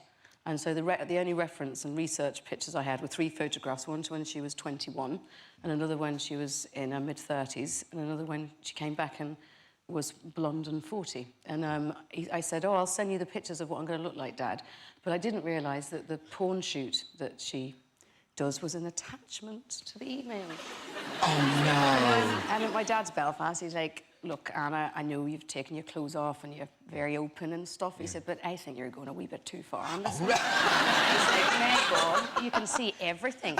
You're not going to do that. I was like, what do you mean? And I had no clue what he was talking about until I hit the attachment and there was, sure enough, Jean, like this. No way. Lying back, the whole thing. And I was like, no, we're not doing that. The most you'll see, Dad, is a little bit of bottom, I promise. So it was a bit mortifying to say, yeah, I sent my dad porn. To the tabloids, you'll always be that red-hot leather from Brookside, won't you? I mean, people don't realise how much of a storm that caused with 2 girls kissing. And we didn't even use tongues. It was literally just... It Yeah, wasn't a but big deal at people all, go but then it crazy was. for- yeah. I know, well, I think because it was new, and anything, you know, new for the first time is shocking. And I'm glad that in this day and age we're a lot more open about it. Yeah, I mean, they stick it in anything Girls now, kiss. don't they? no, they do, don't they? Like, ratings go down on Emmerdale or anything, they always get... Quick, stick a lesbian kiss in it. Yeah, we'll release the lesbian, innit? There must be so pissed off, innit? That clip was actually used, wasn't it, in the Olympics opening ceremony? Yeah, it was. I mean, you must have been dead chuffed with that. No, they called me about 2 days before and said, is it all right, can we use it? And I didn't understand in what context or the relevance of a lesbian kiss in the London Olympics. Yeah. There's some lesbo dance going on the 100-metre lesbian. Yeah. And this is... Oh, that was good. I like that one. I can't even imagine what the warming up would be like, but... Lick a lot of puss. Making me go as red as my Sorry. memory. No, it was very flattering to be part of that kind of Brit-pop culture of the 90s. You're a big cheese over in Hollywood now, but how hard was it getting into the Hollywood scene and everything, and auditioning and everything? I don't know, I think we're really accepted in that country. Yeah. They really like the Brits, they like our work ethic. And I lived there solidly without coming back for 2.5 years, and I really enjoyed it, and I was kind of embraced. The thing there, they've never heard of Brookside. Oh, so you don't know They don't know. that's... Yeah, they've never heard of Darren Day, or they've never heard of any... And they've never anything like that. It was literally, they saw me on stage and offered me jobs because of what I did. You and your boyfriend, Reese Evans, are quite a private couple. Do you get left alone over there, or do you still get hassled by the paps and like... We usually get left alone. It depends where you go. If you go down Sunset Strip, they're always there. He's there right now. Yeah. And what do they make of his accent? Because he's not proper... Well, his first language is... He speaks Welsh. He speaks Welsh before he speaks English, so if he spoke in Welsh, they'd find it hard to understand. But a Welsh accent, I think, is quite a beautiful one. It's very easy on the ear. Yeah. I find it very attractive. Oh, I do, too. I do. Do you know how to say I love you in Welsh? Is it like probably come? What do you say? You say dwindy-garrity. Ah, dwindy-garity. Oh, Yeah. no, that's... And cariad is to love, which means I would carry you. Oh, it's really caraf. Yeah, cariad. Cariad. Not caraf, you're thinking of wine. You do hear all these horror stories about actresses in Hollywood. Did a producer really take a donut off of you? It was ages ago. There's something called craft service, which is basically free food on the set that you can go and help yourself to. It was ages ago. I was 22, 14 years ago, and I was at the craft service and thought, oh, I'll have a donut and I'll have this, and the producer at the time, I will mention no names, just went, really? Really? And I went, what do you mean, really? Yeah, I want a donut. And he went, no. And I was like, I'm having my donut. If my producer did that to me, he'd be drinking that donut through a straw. I tell you, he would have the biggest bite on his hand.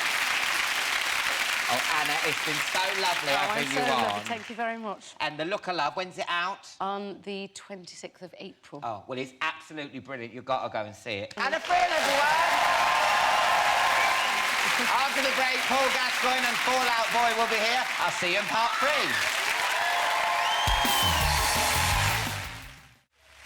Welcome back. Fall Out Boy will be performing later, but first he gave us all a bit of a scare, but he's back, and let's hope he's better than ever. He's the one and only Paul Gascoigne!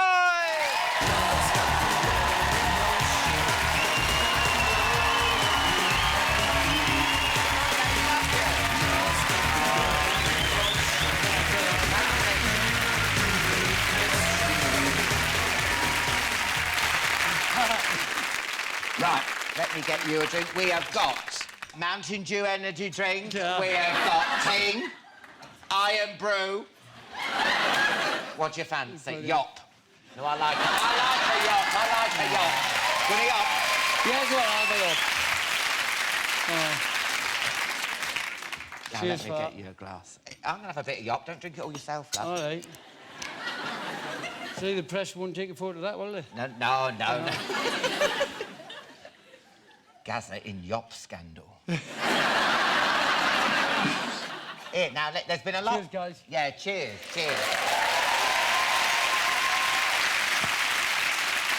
That's quite nice. Yeah. Nice. Now, there's been a lot in the paper this week about Mrs Thatcher. You actually met her, didn't you? Yeah, I did. I remember going to 10 Down Street after the World Cup sort of thing, and I just couldn't resist put my arm around her. Oh. Mr Tebbett wasn't happy, like, but bollocks him. Here, Mrs Thatcher wasn't the only world leader you met. Is it true you met Pope John Paul? And he was a big Gaza fan, wasn't he? Yeah, I was training at Lazio. It was about 20 minutes, and then all of a sudden, one of the directors said, Paul, there's a phone call for you. And I went, well, tell him to call back later, I'm busy training. And he come back, he says, no, you've got to take the call. I said, I'm not bothered. I said, I need to train. Yeah. I went, anyway, how is it? He went, it's the Pope. Oh. So I left the training pitch and picked up the phone and I went, hi, Pope, you all right? This is class. Well, lucky enough, my dad was over, my mum visiting us, and we got invited to the Vatican. Oh, was he a football fan, the Pope, then? Yeah, he played for the goalkeeper for Polish under 21s. Give over, the Pope was a goalkeeper? Yeah. Under 21s. No. National team, aye. He could have used that as a penalty spot, couldn't he? Here, on a serious note, can I say how glad we are to see you sitting there, aren't we?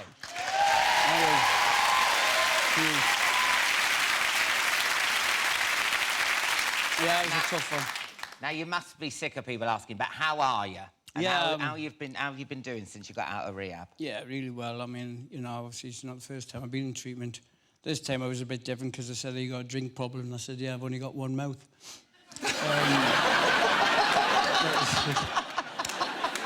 Someone said, you're looking well. I said, I've been on a whiskey diet. I lost 3 days. This time, it was tough, this one, you know, because I thought... Yeah. I actually planned it.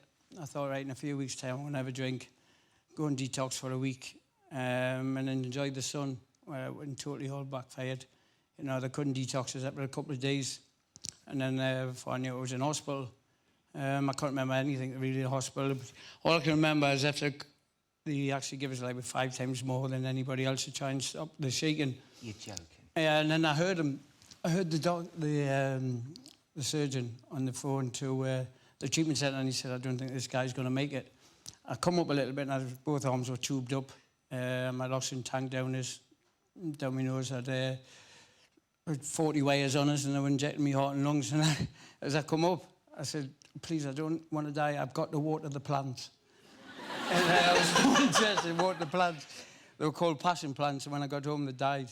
I survived, and they died, you know, so I was gutted because it cost a lot of money then. So you were having this worst detox they'd ever seen, and you were worrying about your plants. Yeah, Really? passion, but there was no passion in them that died, man, honestly.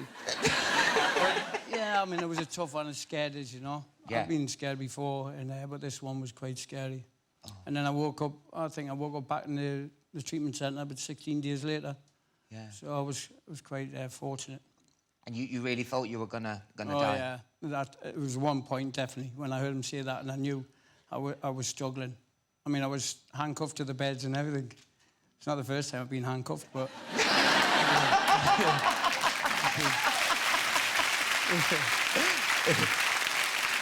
Now, listen, if you believe the papers, you've been permanently pissed for the past 10 years. Mm.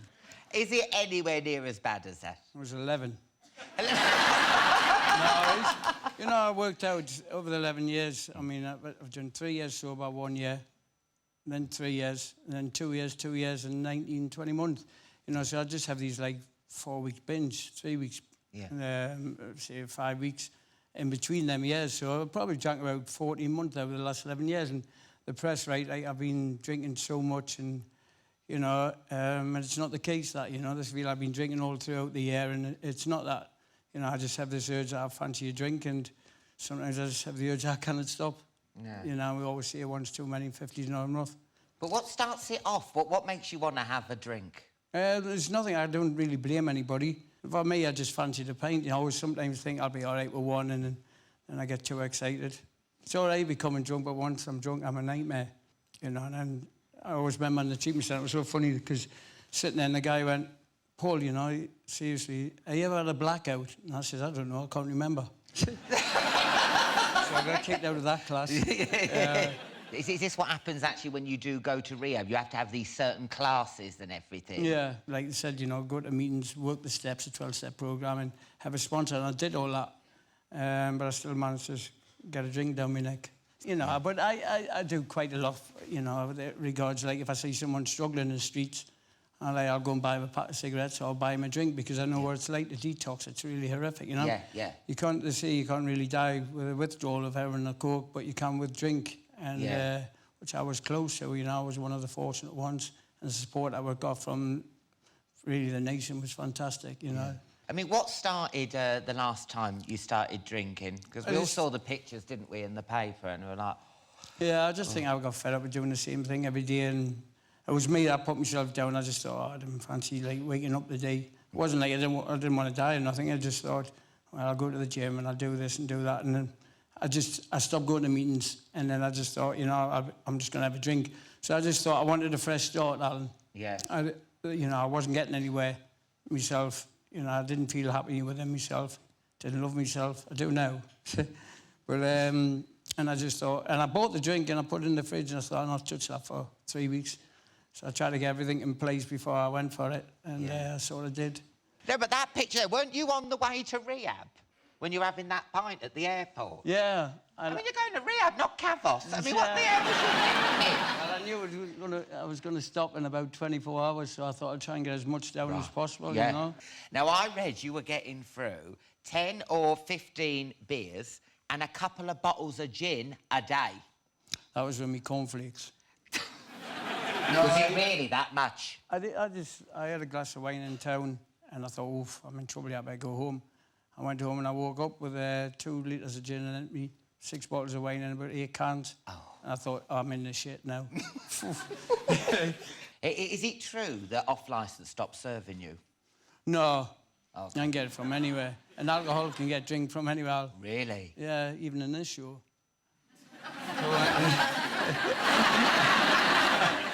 What alcohol?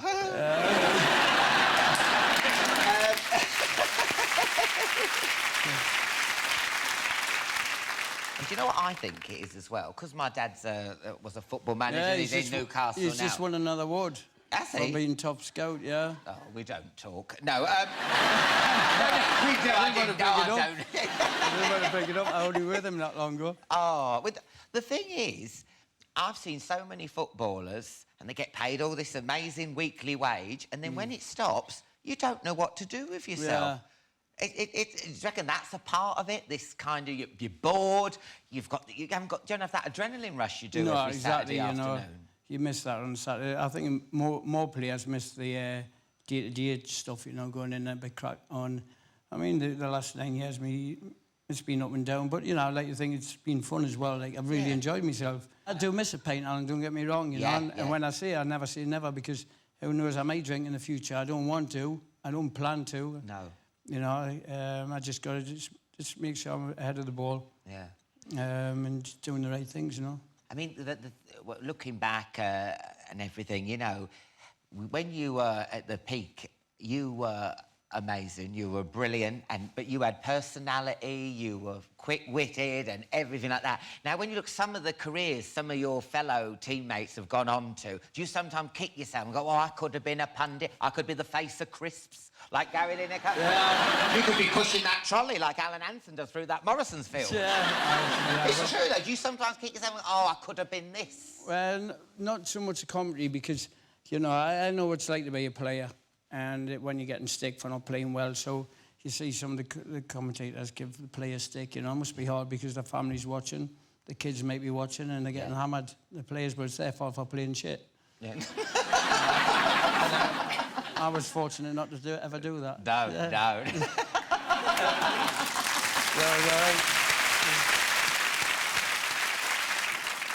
A lot of your teammates actually paid for your rehab. Yeah. Isn't that sweet? Isn't that nice of them? Yeah, a lot of them chipped in and out. I mean, who did chip in? I know Gary Lineker. I know a few that didn't want to be mentioned, but they're all going to get mentioned. I think, you know. Yeah, good. Wayne Rooney, Gerrard, Stephen Gerrard, you know, Jack Wilshere, and Sal and Sugar. Wow. That man, he's that tight, he only cries from one eye. Yes, Alex. Yes, Alex Ferguson. I mean, yeah, I think Man United chipped in a bit. There was a load of people, you know, and, you know, whatever was left, obviously they've handed back or they're going to give to other funds. Chris Evans was fantastic. He got the ball rolling. And Gary Mabbitt from the FA. So, you know, there's plenty a bit left for even yourself if you ever sort of relapse. And your family have been great. Yeah, I saw some photos of you with your kids and everything. And yeah, I mean, my family, four sides, they were absolutely fantastic. Yeah, but seeing Bianca and Regan, they come and seen us when we had a good time in London. Yeah, they stuck it on Twitter, devils. Yeah, it was nice seeing them. You know, I hadn't seen them for a while. And how are you getting on with Cheryl? Yeah, I spoke to her a couple of times for actually went into the treatment, you know, the kids all, because I felt good. And I wanted to see them, and then all of a sudden I ended up drinking, but to see them afterwards was really nice. They were supportive. Cheryl's been good, to be fair. You know, I just thought, you know, it's just trying to move on with everything. Yeah, you know. yeah. Now, you've had loads of good luck messages in the past few weeks, and there's so much love in it. I mean, what would you like to say to everyone who's been in touch? You know, from the bottom of my heart, I'm really grateful. I text a few of them, but, you know, whenever I come across them, I'll give them a massive hug, and, you know, I'd like to think that they saved a good man's life. Yeah, and I think so too.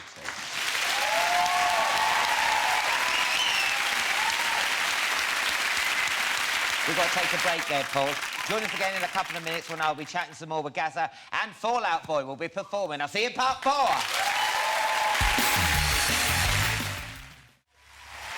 Welcome back to part 4. Fall Out Boy will be here in a bit, but look who's still here. It's only Paul blooming Gascoigne.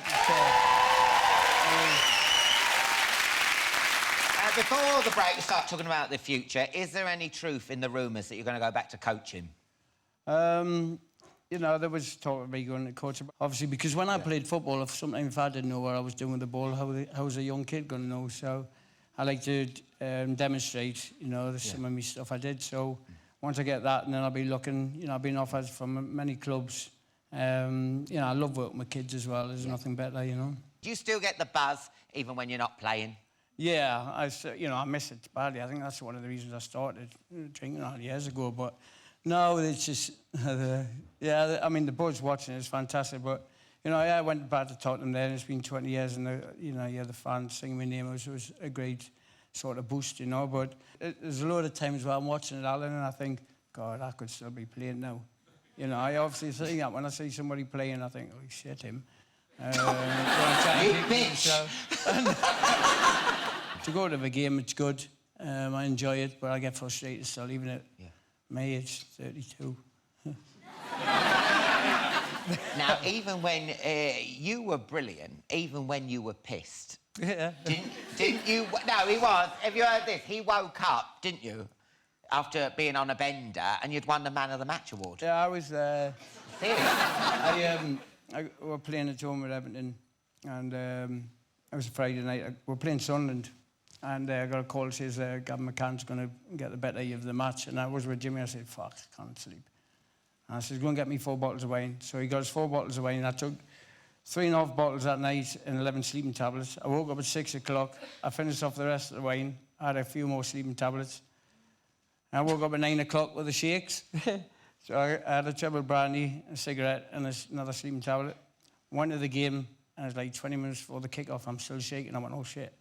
So I had another treble brandy, sleeping tablet, cigarette, went out on the pitch. And I woke up the next morning, I went, oh, Jimmy, how did I do? He went, look on the table. And I looked on the table, it was 3 Man of the Match awards. I must have done well. Do you think our England squad would do better if they played pissed? Yeah, give them a go. Oh, me? Yeah, exactly. You never know. You love a practical joke, don't you? Well, one of them was, I remember when I was joined with Spurs, the lads went, yeah, you do crazy things. I went, just sometimes. And so I woke up one morning, and it was with Happerstate. So I decided to go to Paradise Wildlife Park.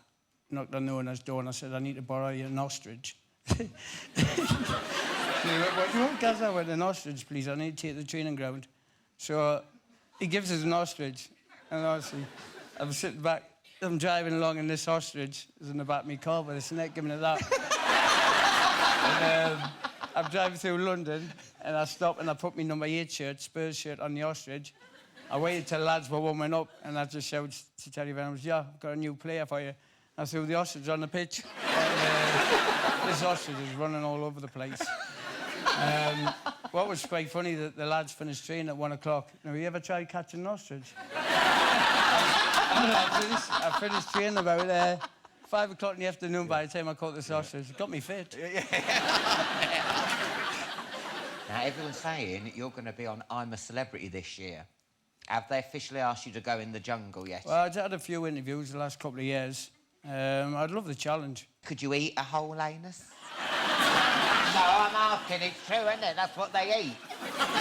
Well, I think so. I made an arse of myself a few times. Anus, yeah. Do you know what scares me? It's the Iceland party platters you have to eat when you win. That's what scares me more than the anus. That's what I say. God, imagine if I did that. I did well, I'd get an Iceland advert. That's all right. Yeah. You'd have your friends round, couldn't you? Can I be? I'd love to be one of those adverts. Oh, no, you'd have the prawn ring. Paul Gascoigne, everyone! Thank you so much. That's it for tonight's show. A massive thank you to Professor Brian Cox, Anna Friel, and, of course, Paul Gascoigne. On next week's show, I'll be joined by Bill Bailey and Fun. But now with My Songs Know What You Did in the Dark, it's Fall Out Boy!